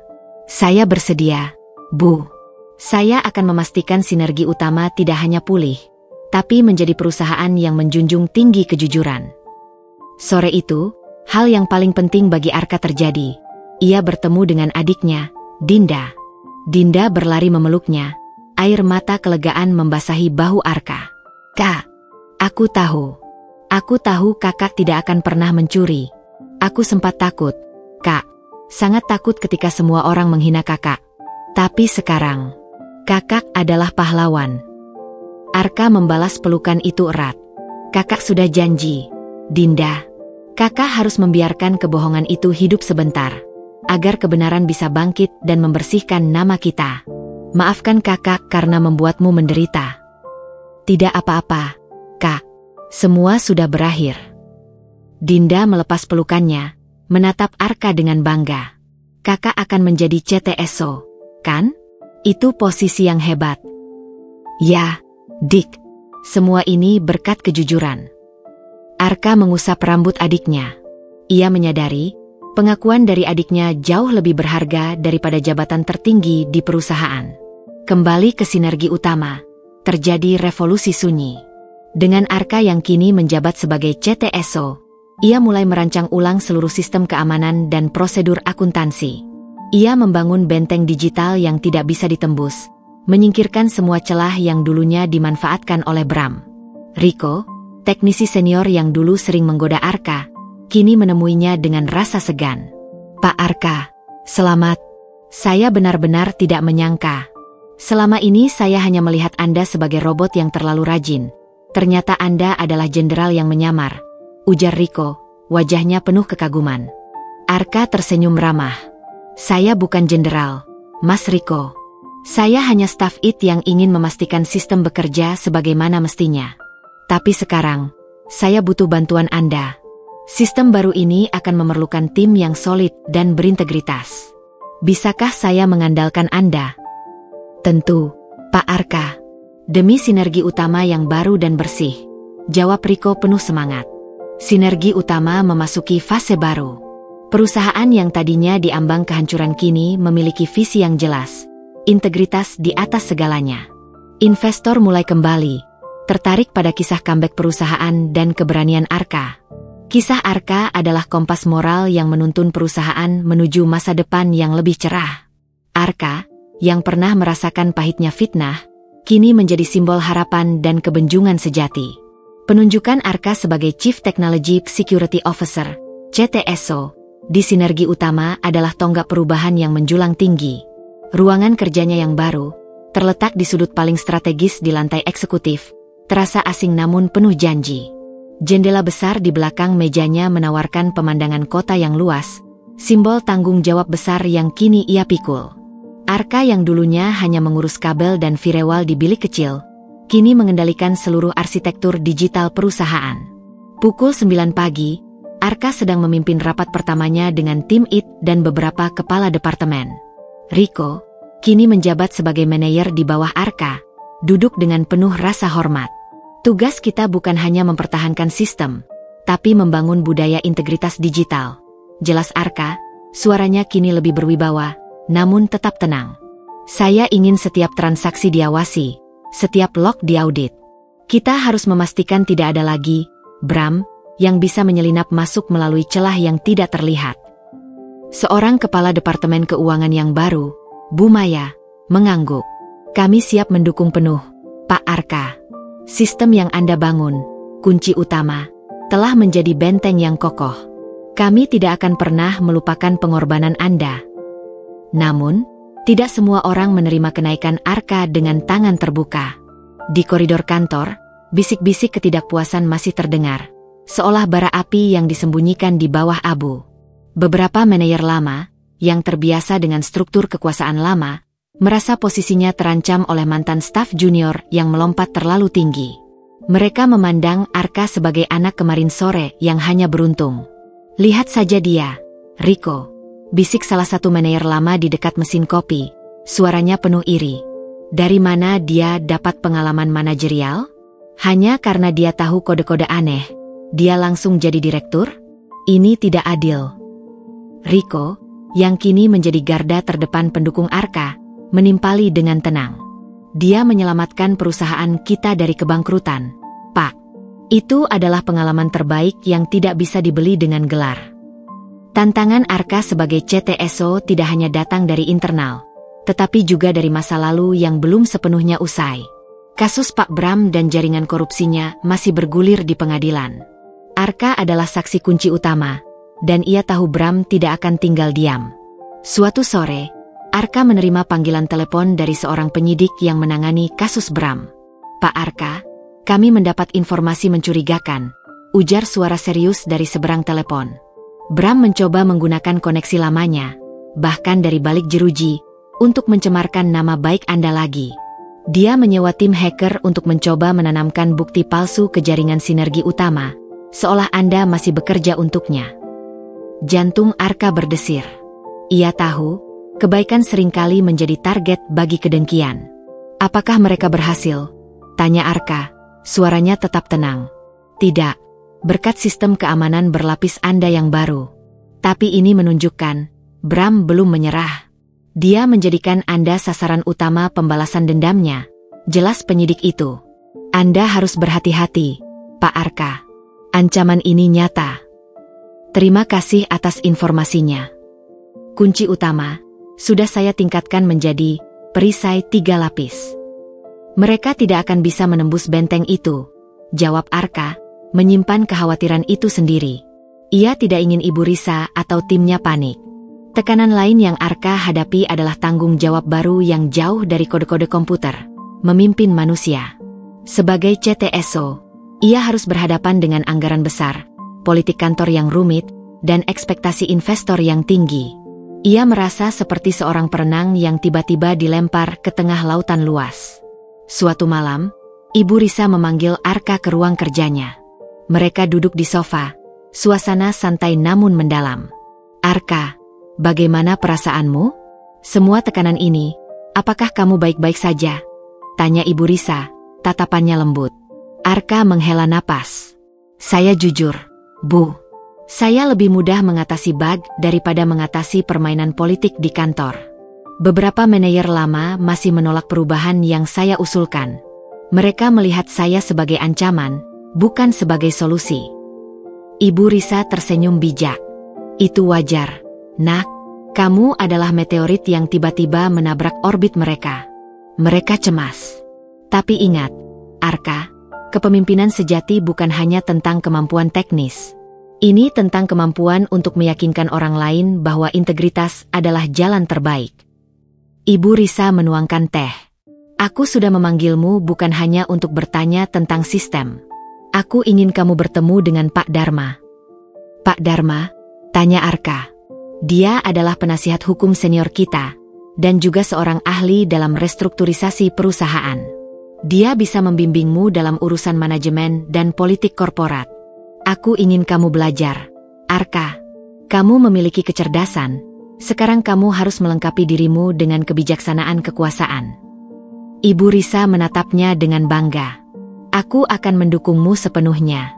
Sekarang, tunjukkan pada mereka bahwa kamu adalah pedang keadilan yang tajam dan memiliki hati yang teguh. Mulai saat itu, Arka menjalani jadwal yang sangat padat. Siang hari, ia disibukkan dengan rapat-rapat manajemen, belajar negosiasi, dan menyusun anggaran. Malam hari, ia kembali ke dunia digitalnya, memantau sistem dan menghadapi serangan siber yang dipicu oleh Bram. Ia menemukan bahwa serangan hacker bayaran Bram semakin agresif. Mereka tidak lagi mencoba mencuri data, tetapi mencoba menyusupkan data palsu, sebuah narasi digital yang akan memfitnah Arka bahwa ia bekerja sama dengan Bram selama ini. Mereka mencoba membangun jembatan kebohongan dari masa lalu, gumam Arka. Di layar log, perisai 3 lapis, miliknya, ia melihat upaya injection data palsu yang dilakukan dari luar negeri. Mereka mencoba menanamkan log komunikasi rahasia antara saya dan Bram. Sebuah bukti rekayasa yang dirancang untuk merusak kepercayaan Ibu Risa. Jelas Arka pada Rico, yang menemaninya malam itu. Rico gemetar. Gila. Mereka benar-benar tidak akan berhenti sampai Anda jatuh, Pak Arka. Arka tersenyum tipis. Mereka akan berhenti saat saya membuat benteng itu tak tertembus. Rico, aktifkan protokol Ghost. Setiap kali ada upaya injection ilegal, sistem akan melacak lokasi server mereka dan mengunci akses mereka secara permanen. Siap, Pak Arka. Protokol Ghost activated. Jawab Rico penuh semangat, merasa menjadi bagian penting dari pertempuran ini. Pada akhirnya, di tengah semua badai dan tantangan, Arka menemukan kepuasan yang mendalam. Ia tidak lagi berjuang untuk dirinya sendiri, melainkan untuk integritas perusahaan dan masa depan yang adil bagi ratusan karyawan. Ia adalah pilar baru sinergi utama. Ia tahu, Bram masih mencoba menusuknya dari balik jeruji. Ia tahu, beberapa direktur lama masih memandanginya dengan sinis. Tapi kini, Arka sudah tidak lagi menjadi daun kering yang ditiup angin. Ia adalah akar yang menancap kuat, siap menghadapi badai apapun yang datang. Kamu sudah melewati masa-masa tergelapmu, Arka. Bisik Arka pada dirinya sendiri, menatap pantulan dirinya di jendela. Sekarang, tunjukkan pada mereka, bahwa seorang penyelamat tidak hanya menyelamatkan, tapi juga membangun. Setelah fondasi keamanan digital kokoh di bawah pengawasan Arka, tantangan berikutnya adalah meyakinkan dunia bahwa integritas sinergi utama telah pulih sepenuhnya, dan yang paling penting, membawa perusahaan kembali mencetak profit. Arka tahu, gelar CTSO tidak akan berarti jika perusahaan tetap terpuruk dalam bayang-bayang kebangkrutan masa lalu. Ia harus membuktikan bahwa kecerdasannya tidak hanya terbatas pada dunia kode, tetapi juga mampu membaca peta peperangan pasar. Arka menghabiskan sebagian besar waktunya dengan Pak Dharma, penasihat hukum senior yang ditunjuk Ibu Risa. Dharma adalah sosok veteran korporat, yang mengajarkan Arka seni negosiasi, manajemen risiko finansial, dan cara menanggapi keraguan investor. Investor itu seperti elang yang mengintai dari ketinggian. Arka, ujar Pak Dharma di ruang kerjanya yang elegan. Mereka tidak hanya melihat angka di laporan, mereka melihat stabilitas dan kepercayaan. Kita harus memberi mereka proyek unggulan yang bisa mengubur dalam-dalam kisah Bram. Saya setuju, Pak Dharma, jawab Arka. Kita harus fokus pada proyek yang bukan hanya menguntungkan, tapi juga menunjukkan transparansi dan keunggulan teknologi kita. Saya sudah menganalisis tren pasar. Infrastruktur data terintegrasi adalah masa depan. Kita harus mengambil langkah besar di sana. Langkah besar apa yang kamu maksud? Arka menarik napas, matanya memancarkan visi yang jelas. Proyek Nusa Data Terpadu. Ini adalah proyek pemerintah yang sangat ambisius untuk mengintegrasikan semua data infrastruktur publik ke dalam satu platform yang aman dan terpusat. Proyek ini mandek karena masalah keamanan data. Jika kita berhasil meyakinkan pemerintah bahwa sinergi utama, dengan sistem perisai 3 lapis, yang baru, adalah satu-satunya yang mampu menggaransi keamanan tersebut, reputasi kita akan melambung tinggi. Pak Dharma terdiam sejenak, terkejut. Proyek itu bernilai puluhan triliun rupiah, Arka. Semua perusahaan besar pasti mengincarnya. Kita baru saja bangkit dari lumpur. Apakah kita tidak terlalu gegabah? Arka tersenyum tipis. Justru karena kita baru bangkit dari lumpur, Pak Dharma, kita harus membuktikan diri kita adalah pemain yang berbeda. Tidak ada perusahaan lain yang memiliki cerita comeback sekuat kita. Kita akan menjual integritas dan keamanan kita sebagai nilai jual utama. Selain itu, keunggulan sistem, kunci utama, yang kini menjadi perisai 3 lapis, adalah Unique Selling Point, USP, yang tidak dimiliki kompetitor manapun. Kita bisa menjamin tidak ada kebocoran data dari dalam. Itu adalah garansi yang mustahil ditawarkan kompetitor. Ibu Risa setuju dengan visi Arka yang berani dan cerdas.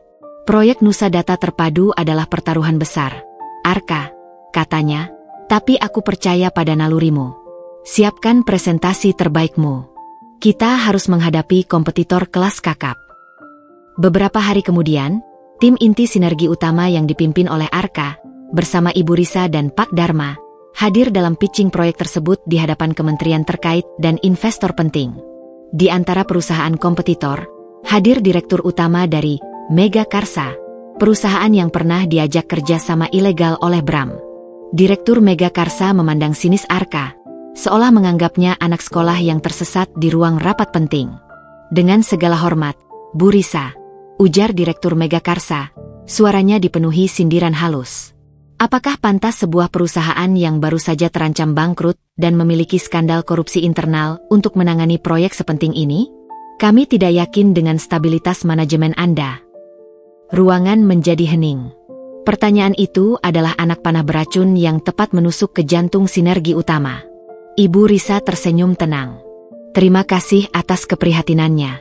Justru karena kami telah melewati badai korupsi, kami kini menjadi perusahaan yang paling sadar akan risiko. Dan untuk menjawab keraguan Anda tentang stabilitas, saya serahkan presentasi ini kepada CTSO kami, Bapak Arka, yang merupakan arsitek penyelamat kami. Arka berdiri di depan podium. Ia tidak memulai dengan janji-janji klise. Ia mulai dengan sebuah kisah. Bapak dan Ibu sekalian, izinkan saya memulai dengan jujur. Beberapa bulan lalu, saya difitnah, dipecat, dan dihina sebagai pencuri oleh manajer saya sendiri. Saya dipermalukan di depan semua orang, kata Arka, suaranya tenang dan tegas. Tapi, saya memilih untuk tidak lari. Saya memilih untuk bekerja dari bayangan dan menanamkan sistem yang saya sebut kunci utama. Ia menunjuk ke layar, yang kini menampilkan grafik keamanan digital sinergi utama yang baru. Sistem inilah yang berhasil menghentikan transaksi ilegal sebesar 80% aset perusahaan yang coba dicuri oleh mantan manajer kami. Sistem ini, yang kini kami kembangkan menjadi perisai 3 lapis, adalah jaminan keamanan data yang kami tawarkan untuk proyek Nusa Data Terpadu. Tidak ada perusahaan lain yang bisa menjamin keamanan data dari serangan internal dengan track record yang sekuat ini. Kami tahu bagaimana rasanya dikhianati, dan kami tahu persis bagaimana membangun benteng agar pengkhianatan tidak terjadi lagi. Presentasi Arka berlanjut, beralih dari cerita personal yang menyentuh hati menjadi analisis teknis yang brilian. Ia memaparkan struktur keamanan yang mustahil ditembus, arsitektur data yang efisien, dan model bisnis yang transparan. Ia menjawab setiap pertanyaan teknis yang dilemparkan oleh para ahli dengan ketenangan yang luar biasa. Ia adalah gabungan sempurna antara idealisme dan pragmatisme. Di tengah sesi tanya-jawab, seorang pejabat kementerian mengangkat tangan. Pak Arka, kami terkesan dengan integritas Anda. Namun, bagaimana Anda memastikan bahwa Anda sendiri, yang memiliki akses penuh ke sistem ini, tidak akan tergoda oleh kekuasaan dan kesempatan? Ini adalah pertanyaan paling sensitif, sebuah ujian moralitas di tengah lapangan terbuka. Arka menatap mata pejabat itu, menjawab dengan keyakinan yang datang dari lubuk hati.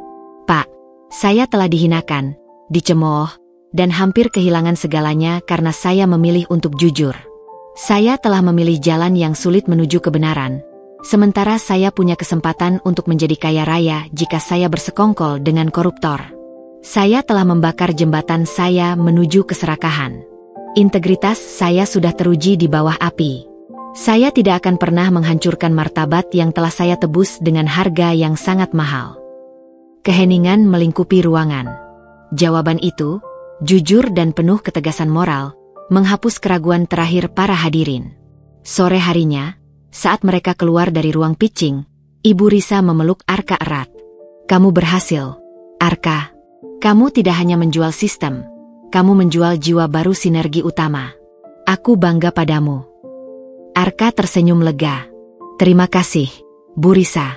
Ini semua berkat kesempatan yang Anda berikan. 1 minggu kemudian, kabar itu datang. Proyek Nusa Data Terpadu secara resmi diberikan kepada sinergi utama. Kabar ini bagaikan cahaya terang yang menembus kegelapan. Saham sinergi utama melonjak tajam. Reputasi perusahaan melesat tinggi, diakui sebagai pemimpin dalam keamanan dan integritas di pasar. Kepercayaan investor, yang sempat goyah, kini kembali kokoh.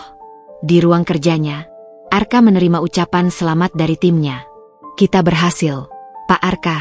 Ini semua berkat ide gila Anda, seru Riko, matanya berbinar. Ini berkat kerja keras dan kepercayaan tim, Riko, koreksi Arka. Ia melihat keluar jendela. Di kejauhan, ia membayangkan Bram yang mungkin kini mendengar kabar ini dari balik jeruji. Ia tahu, kemenangan terbaik bukanlah pembalasan, melainkan kesuksesan yang otentik dan bersih.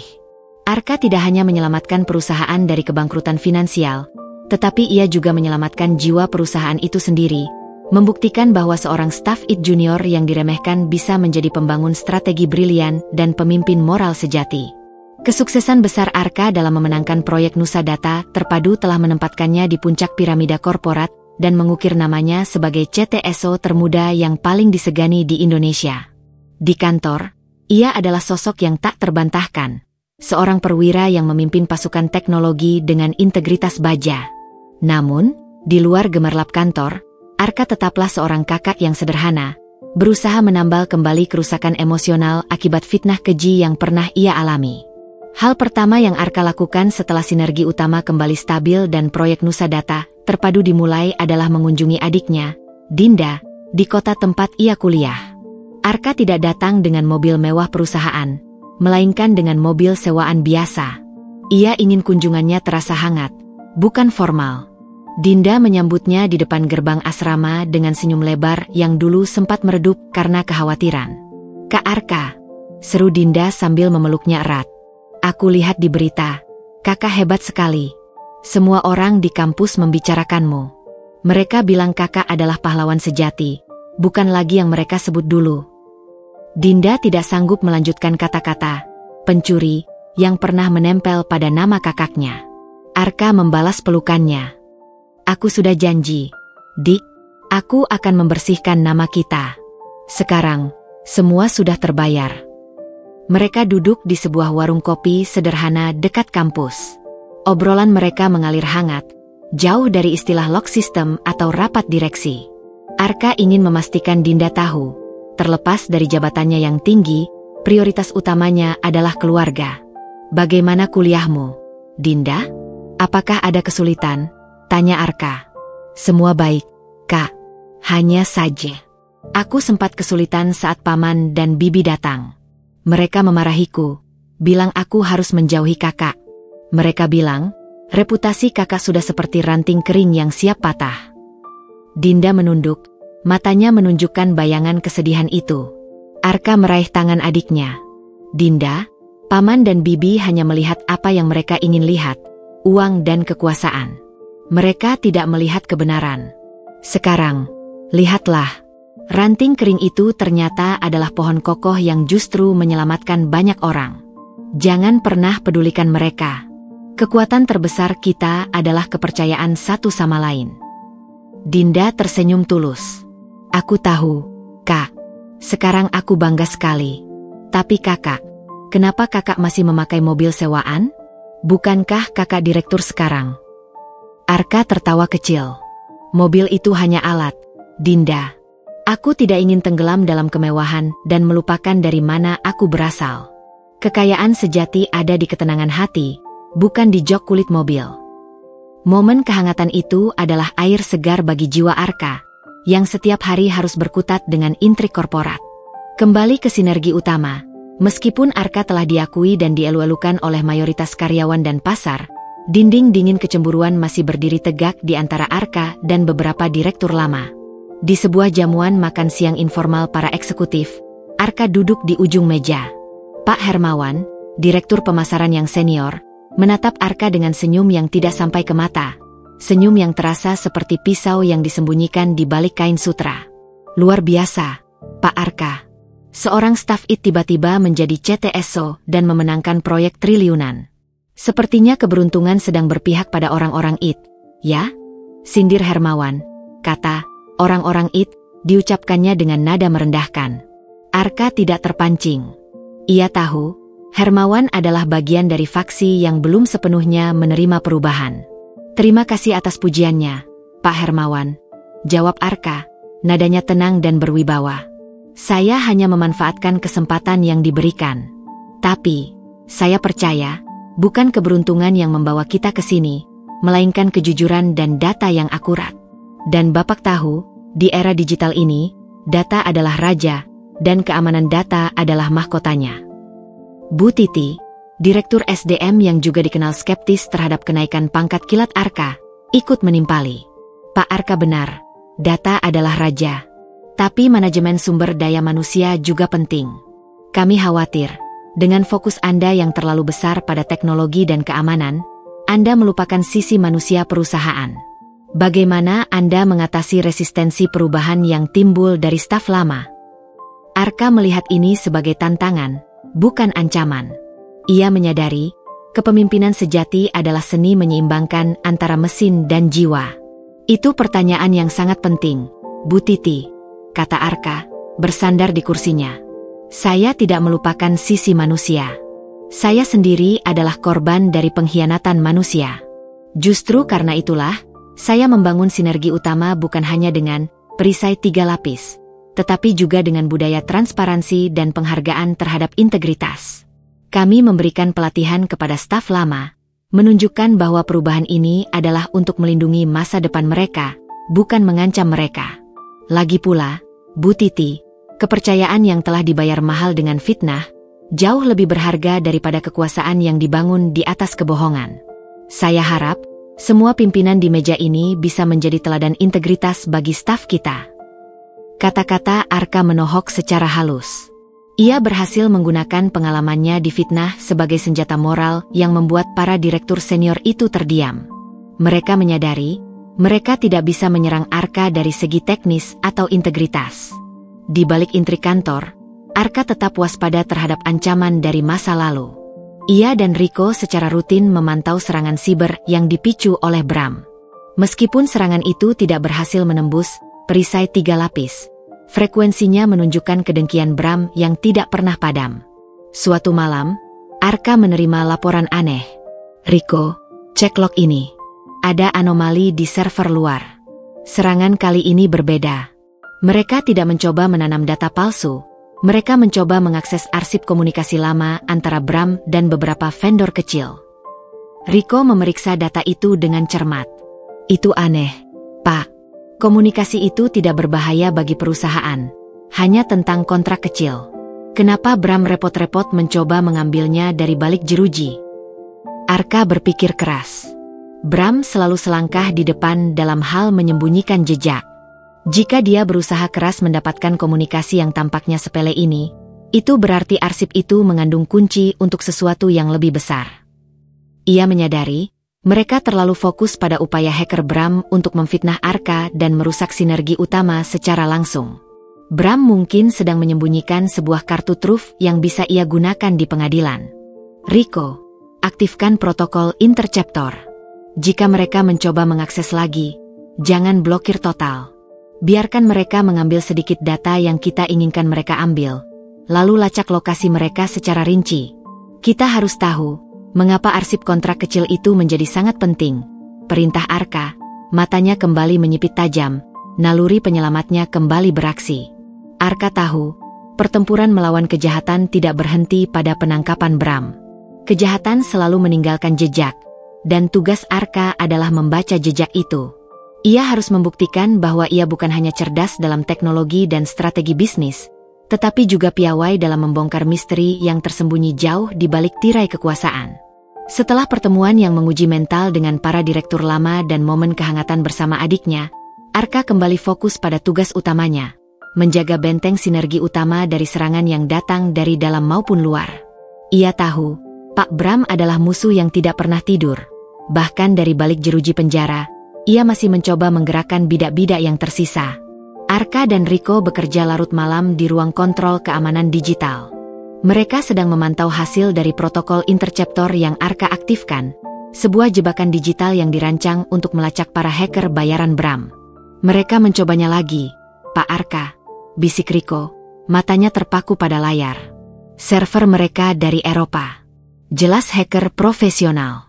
Tapi mereka hanya mengambil sebagian kecil dari arsip komunikasi lama tentang kontrak vendor kecil, seperti yang Anda duga. Bagus, kata Arka, menggeser kursinya. Jangan biarkan mereka tahu kita mengizinkan. Sekarang, Rico, kita harus membaca apa yang Bram anggap penting. Arsip itu bukan tentang kontrak. Kontrak itu hanya sampul buku yang tebal. Arka mengambil file arsip komunikasi yang sama. Itu adalah log komunikasi antara Bram dan seorang vendor perangkat lunak kecil bernama Solusi Rata, yang dulunya menyediakan software penunjang administrasi. Tidak ada yang mencolok. Nilai kontraknya kecil, dan softwarenya sudah lama diganti. Arka menyaring data itu, mencari pola yang tidak terlihat oleh mata biasa. Ia mengabaikan semua istilah akuntansi dan legal, dan justru fokus pada hal-hal yang tidak relevan. Rico, perhatikan tanggal dan waktu komunikasi ini. Dan lihatlah kata-kata yang diulang-ulang di sela-sela percakapan tentang software itu. Perintah Arka, menunjuk ke layar. Rico mengerutkan kening. Tanggalnya tidak berurutan, Pak. Dan ada kata-kata seperti, kemarin, 5, senja. Itu, seperti kode rahasia yang diselipkan di antara teks resmi. Arka mengangguk, matanya bersinar. Tepat. Bram cerdas. Dia tidak akan menggunakan pesan terenkripsi yang mudah dicurigai.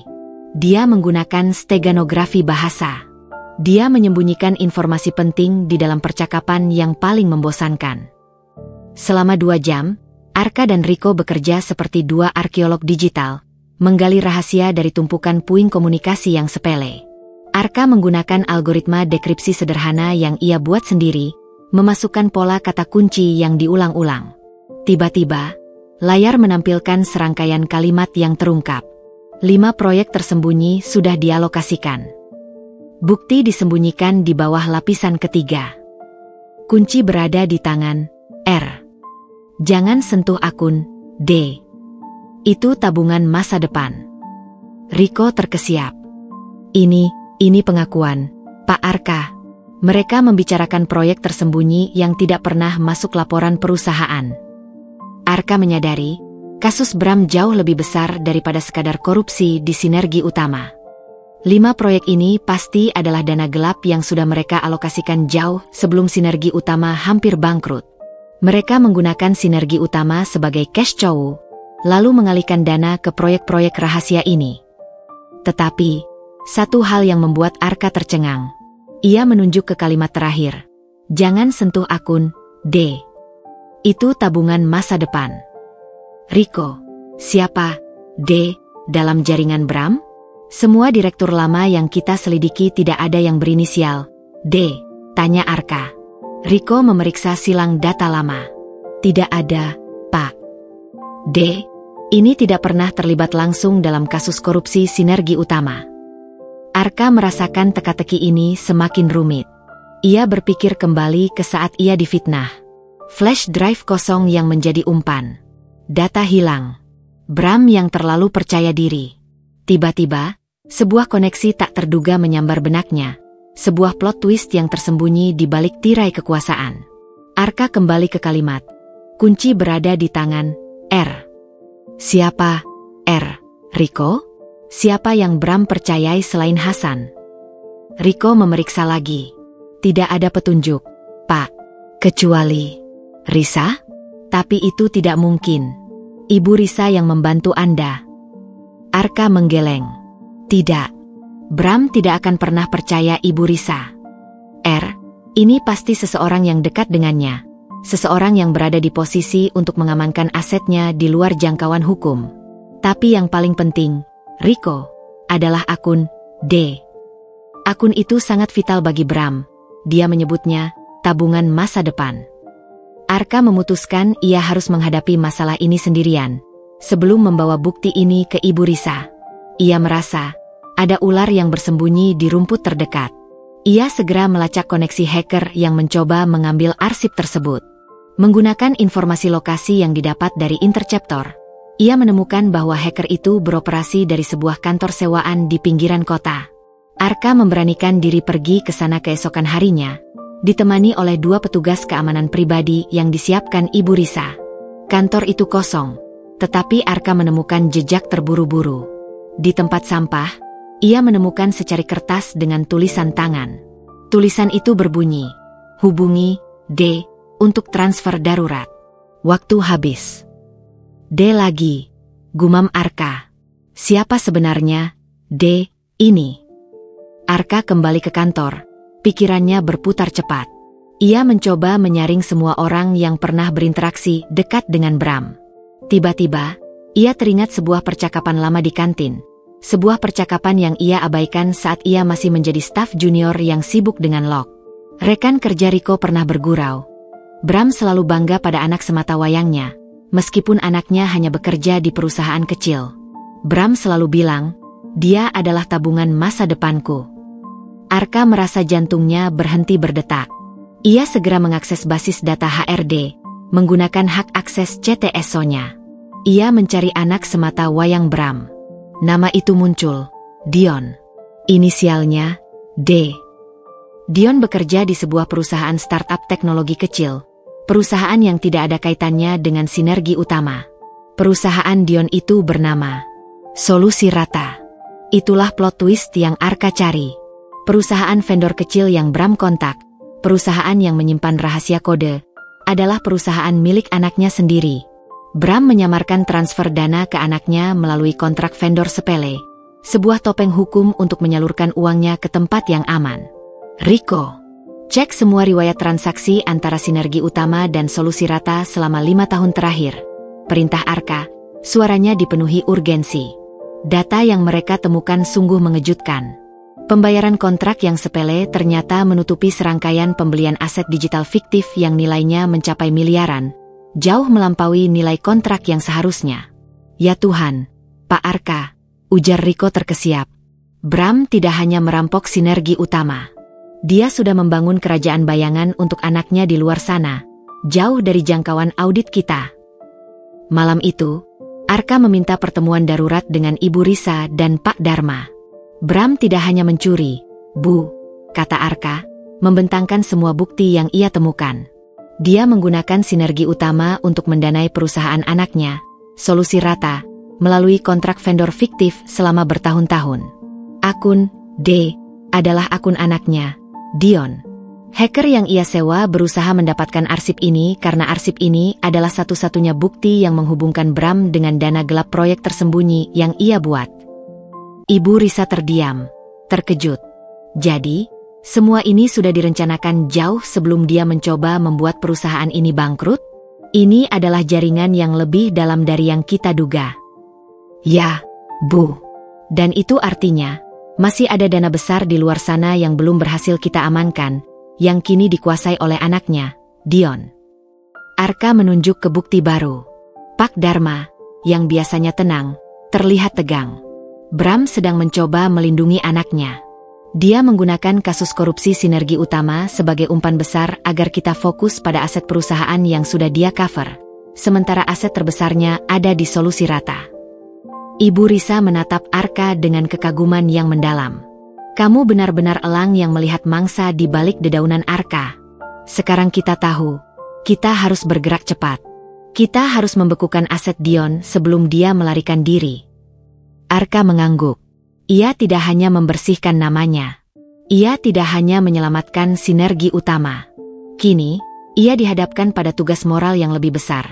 Membongkar seluruh jaringan kejahatan, dan memastikan bahwa tidak ada satupun rupiah yang dicuri lolos dari jangkauan keadilan. Ia adalah penyelamat yang harus menyelesaikan misinya hingga tuntas. Ruang kerja Arka di lantai eksekutif sinergi utama berubah menjadi pos komando yang sibuk. Malam itu, Arka, Ibu Risa, dan Pak Dharma bekerja di bawah lampu sorot, menyusun strategi untuk melumpuhkan jaringan kejahatan yang lebih besar yang dijalankan oleh Dion, putra dari Pak Bram. Temuan bahwa Bram telah menggunakan perusahaan anaknya, Solusi Rata, sebagai brankas tersembunyi untuk dana curian adalah kunci untuk mendapatkan kembali seluruh aset perusahaan.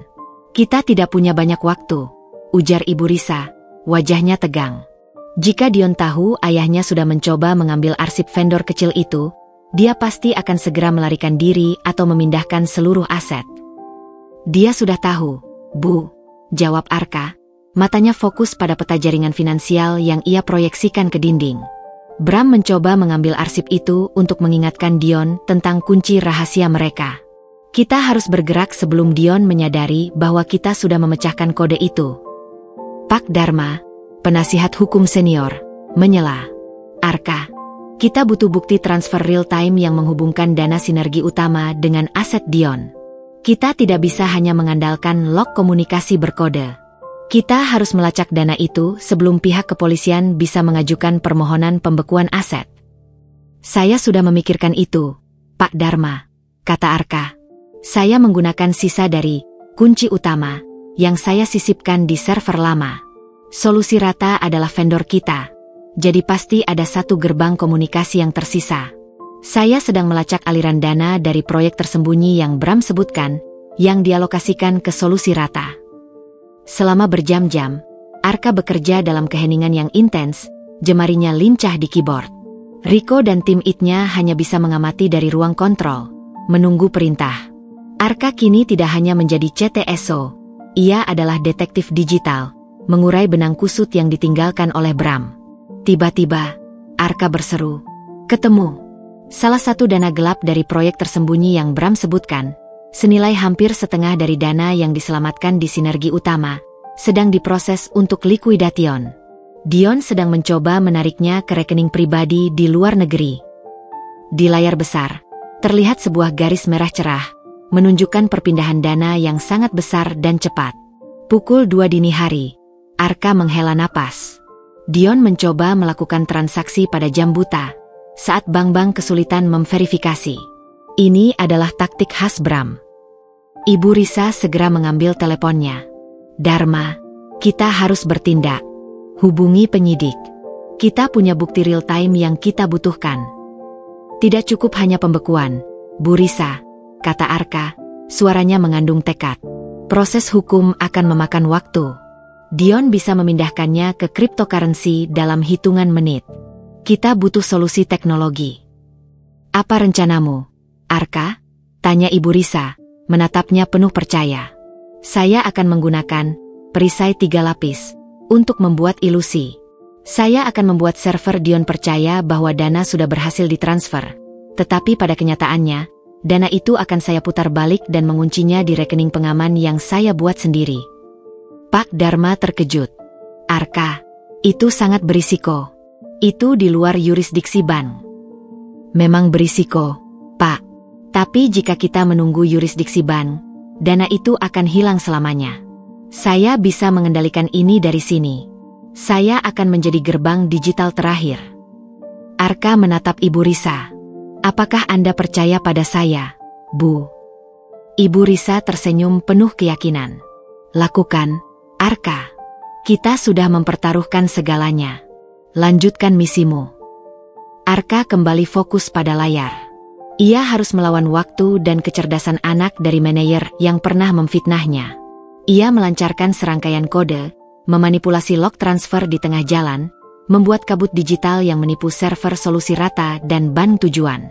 Di tempat lain, Dion, putra Bram, yang sedang menanti konfirmasi transfer, merasa lega saat melihat pesan sukses di layarnya. "Bagus, ayah berhasil memberiku waktu," gumam Dion, merasa kemenangan sudah di tangannya. Namun, yang tidak diketahui Dion, dana itu tidak pernah mencapai tujuannya. Dana miliaran rupiah tersebut telah dibelokkan dan dikunci di sebuah rekening pengaman yang hanya bisa diakses oleh Arka dan Ibu Risa. Arka telah berhasil mengambil alih komando terakhir dalam perang digital ini. "Berhasil, Bu Risa." Arka menghela napas lega, merasakan beban seberat gunung terangkat dari pundaknya. Dana itu aman. Dion percaya dia sudah berhasil memindahkannya, tapi dana itu kini berada di lemari besi digital kita. Pagi hari, matahari bersinar cerah, seolah merayakan kemenangan kebenaran. Ibu Risa, didukung oleh bukti transfer yang aman oleh Arka, berhasil mendapatkan perintah pengadilan untuk pembekuan dan penyitaan seluruh aset Solusi Rata dan Dion. "Arka, kamu bukan hanya seorang CTSO," ujar Pak Dharma, menjabat tangan Arka dengan penuh rasa hormat. "Kamu adalah penegak hukum digital. Kamu berhasil melakukan apa yang tidak bisa dilakukan oleh seluruh lembaga hukum kita." Kabar penangkapan Dion dan penyitaan aset Solusi Rata menyebar cepat. Kasus Bram kini bukan hanya skandal korupsi perusahaan, tetapi jaringan kejahatan yang merusak moral seluruh industri. Arka tidak ingin larut dalam euforia kemenangan. Ia tahu, keadilan sejati belum sepenuhnya tercapai sampai semua puzzle tersusun. "Bu Risa, masih ada satu hal yang mengganjal," kata Arka. Dalam kode Bram, ia menyebutkan 5 proyek tersembunyi, dan kunci berada di tangan R. Ibu Risa dan Pak Dharma saling pandang. "Dana Dion yang kita selamatkan hanya 1 dari 5 proyek itu," lanjut Arka. 4 proyek lainnya masih misteri. "Dan siapa R yang diyakini Bram memegang kuncinya? Kita sudah tahu, D adalah Dion. Siapa R ini? Ibu Risa menggeleng. Aku sudah mencari semua orang berinisial R yang dekat dengan Bram. Tidak ada yang mencurigakan. Arka. Arka memejamkan mata sejenak, kembali ke naluri hackernya. Ia mencoba melihat dari perspektif Bram yang kini putus asa di penjara. Bram tidak mungkin menaruh kepercayaan pada sembarang orang. R, ini pasti seseorang yang sangat dia percaya dan tidak akan pernah kita curigai. Tiba-tiba, Arka teringat pada sebuah insiden kecil, sebelum fitnah itu terjadi. Sebuah percakapan singkat di kantin antara Bram dan seseorang. Arka segera mencari log server lama, mencari rekaman CCTV di sekitar ruangan Bram. Ia memutar kembali rekaman 2 bulan lalu, pada hari yang sama saat Arka mencurigai anomali jaringan pertama kali. Di layar, terlihat Bram keluar dari ruang kerjanya dan berbicara akrab dengan seseorang yang selalu dianggap Arka sebagai sosok yang tak tersentuh dan dihormati di Sinergi Utama. Sosok yang hanya dilihat Arka sebagai mentor Ibu Risa. Arka menunjuk ke layar dengan tangan gemetar. Sosok itu adalah Rahman. Bukan direktur, bukan manajer, tetapi kepala Yayasan Sosial Sinergi Utama yang sangat dihormati dan selalu mendampingi Ibu Risa. Ini dia, R-nya, Bu Risa, kata Arka, suaranya nyaris tak terdengar. Pak Rahman. Dia adalah perisai moral Bram di mata publik, yang menjamin bahwa Bram berinvestasi di kegiatan amal. Ibu Risa menatap layar, wajahnya berubah menjadi syok dan kekecewaan mendalam. Rahman adalah sahabat mendiang suaminya. Tidak mungkin, Arka. Rahman adalah perisai yang sempurna, Bu Risa, potong Arka. Yayasan sosial itu pasti menjadi lubang hitam bagi sisa dana gelap itu. Bram menyalurkan dana ke proyek yang nirlaba agar tidak dicurigai oleh audit. Rahman adalah penjaga kunci terakhir. Arka menyadari, kebenaran seringkali datang dari tempat yang paling tidak terduga, dan orang yang paling dipercaya adalah yang paling berbahaya. Tugas Arka belum selesai. Ia harus menghadapi pengkhianatan yang lebih dekat dengan hati Ibu Risa. Pengungkapan Arka tentang keterlibatan Pak Rahman, kepala Yayasan Sosial, sebagai penjaga kunci rahasia Bram, menjadi kejutan terbesar. Seperti pukulan terakhir yang menjatuhkan bidak tak terduga di papan catur. Bagi Ibu Risa, ini adalah pengkhianatan yang paling pahit, pengkhianatan dari lingkaran terdalam kepercayaannya. Wajahnya menunjukkan campuran kekecewaan, kemarahan, dan kesedihan yang mendalam. Rahman. Dia adalah sahabat mendiang suamiku, Arka. Dia membangun yayasan itu bersama kami. Aku tidak percaya, bisik Ibu Risa, suaranya parau. Pengkhianatan yang paling sempurna seringkali datang dari tempat yang paling kita percayai. Bu, ujar Arka, nadanya penuh empati. Yayasan sosial adalah perisai. Siapa yang akan mencurigai dana yang dialokasikan untuk amal? Bram menggunakan Rahman untuk mencuci sisa dana gelap yang tidak bisa ia cover melalui solusi rata. Pak Dharma menimpali dengan tegas. Kita harus segera bertindak, Bu Risa. Jika benar Rahman yang memegang kendali 5 proyek tersembunyi lainnya, dana itu harus diamankan sebelum dia panik. Arka kembali ke layar kerjanya. Saya sedang memantau semua rekening Yayasan Sosial Sinergi Utama. Mereka baru saja memindahkan dana yang sangat besar ke rekening operasional yang baru. Ini pasti sisa dari 4 proyek yang masih hilang. Rahman pasti sudah diberitahu oleh kaki tangannya di pengadilan tentang nasib Dion dan aset solusi rata. Dia kini dalam mode melarikan diri, duga Ibu Risa. Saya sudah menanamkan skrip khusus di sistem pelaporan keuangan yayasan, Bu, jelas Arka. Begitu dana itu mencapai ambang batas yang saya tentukan, perisai 3 lapis akan memicu penguncian aset sekunder. Tepat pukul 11 malam, alarm berbunyi. Dana besar dari yayasan sosial mencoba melakukan transfer ke rekening offshore lain yang tidak terdeteksi sebelumnya. Aksi ini adalah pemindahan harta karun terakhir mereka, ujar Arka, matanya menyala. Saya mengaktifkan protokol Omega. Arka meluncurkan rangkaian kode override terakhir. Layar di depannya berkedip-kedip. Dalam hitungan detik, Arka berhasil mengunci transfer tersebut dan membekukan seluruh dana yayasan yang mencurigakan, menjaganya tetap utuh. Selesai, Bu Risa. Semua dana yang dicuri dan dialokasikan ke 5 proyek tersembunyi, telah dikumpulkan kembali ke kas perusahaan. Arka menghela napas lega. Ibu Risa berdiri dan memeluk Arka, air mata kini membasahi pipinya. Kali ini, air mata itu adalah air mata kelegaan dan ucapan terima kasih yang tulus. Kamu sudah menyelamatkan kami dari kehancuran ganda, Arka. Kamu bukan hanya penyelamat perusahaan, kamu adalah restorasi kepercayaan kami. Keesokan harinya, Rahman ditangkap di bandara. Pengungkapan bahwa seorang tokoh filantropi terhormat adalah bagian dari jaringan korupsi Bram mengirimkan gelombang kejutan moral ke seluruh negeri. Kasus ini membuktikan bahwa kejahatan bisa bersembunyi di balik jubah kebajikan yang paling indah. 3 bulan berlalu. Sinergi Utama telah melewati masa sulitnya dan kini berdiri kokoh. Berkat clean audit yang komprehensif, dan kembalinya seluruh dana yang dicuri berkat kecerdasan Arka, perusahaan itu mendapatkan suntikan kepercayaan yang masif dari investor. Proyek Nusa Data terpadu berjalan lancar di bawah pengawasan Arka sebagai CTSO. Di hari peresmian kantor baru Sinergi Utama, sebuah bangunan yang dirancang dengan konsep transparan dan terbuka, semua karyawan hadir dalam suasana penuh sukacita dan harapan baru. Ibu Risa berpidato di hadapan ribuan karyawan. Kita sudah membuktikan bahwa integritas adalah keuntungan terbesar. Kami berhutang banyak pada keberanian dan kecerdasan Bapak Arka, yang membuktikan bahwa keahlian dan kejujuran adalah dua mata uang yang tak terpisahkan. Arka, kini mengenakan jas abu-abu yang pas di tubuh, menerima tepuk tangan meriah. Di barisan depan, duduk Dinda, adiknya, yang kini kuliah dengan tenang tanpa beban fitnah masa lalu. Dinda menatap Arka dengan bangga yang tak terhingga. Setelah acara selesai, Dinda menghampiri Arka. Kak, aku harus bilang, aku sangat bangga padamu. Kakak berhasil membuktikan kepada semua orang, termasuk Paman dan Bibi yang kini harus menarik semua kata-kata mereka, ujar Dinda riang. Arka tersenyum. Mereka tidak perlu berkata apa-apa. Dinda, kebenaran itu seperti matahari, tidak perlu disuruh bersinar, ia akan bersinar dengan sendirinya. Tiba-tiba, Arka melihat Riko datang dengan membawa beberapa karyawan lama, termasuk Pak Hermawan dan Bu Titi yang dulu skeptis. Pak Hermawan, dengan wajah malu namun tulus, menjulurkan tangan. Pak Arka, saya harus meminta maaf. Saya dulu meremehkan Anda. Saya melihat Anda hanya sebagai seorang anak IT. Sekarang saya sadar, Anda adalah pemimpin sejati yang kami butuhkan. Bu Titi mengangguk. Saya juga, Pak Arka. Anda mengajarkan kami bahwa kejujuran adalah software terbaik untuk menjalankan perusahaan. Terima kasih. Arka menjabat tangan mereka dengan hangat. Saya senang Bapak dan Ibu bisa melihatnya. Mari kita bangun sinergi utama bersama-sama, dengan semangat baru. Sore harinya, Arka berjalan ke bilik kerjanya yang baru, yang kini terasa lebih seperti rumah. Ibu Risa menunggunya di sana. Arka, aku punya kabar baik, kata Ibu Risa. Dewan Komisaris telah menyetujui bonus besar untukmu, sebagai imbalan atas penyelamatan seluruh aset. Ditambah lagi, kamu berhak mendapatkan saham founder yang harusnya dimiliki oleh suamiku. Arka terdiam, terkejut. Jumlahnya sangat besar, jauh melampaui imajinasinya saat ia masih menjadi staf junior. Bu Risa, kata Arka dengan lembut, saya melakukan ini bukan untuk uang. Saya melakukan ini untuk membersihkan nama saya dan menegakkan kebenaran. Martabat yang pulih jauh lebih berharga daripada semua uang ini. Ibu Risa tersenyum. Aku tahu, Arka. Tapi ini adalah hakmu. Namun, ada hal lain yang ingin saya tawarkan. Setelah semua ini, aku sudah sangat percaya padamu. Aku butuh penerus yang berintegritas. Aku ingin kamu masuk ke jajaran direksi utama. Apakah kamu siap? Arka menatap Ibu Risa. Perjalanan dari difitnah, dipermalukan, bekerja dalam bayangan, dan kini diangkat menjadi salah satu pemimpin tertinggi perusahaan. Sebuah happy ending yang jauh melebihi semua skenario yang pernah ia bayangkan. Saya siap, Bu Risa, jawab Arka. Mantap. Ibu Risa bangga. Baik.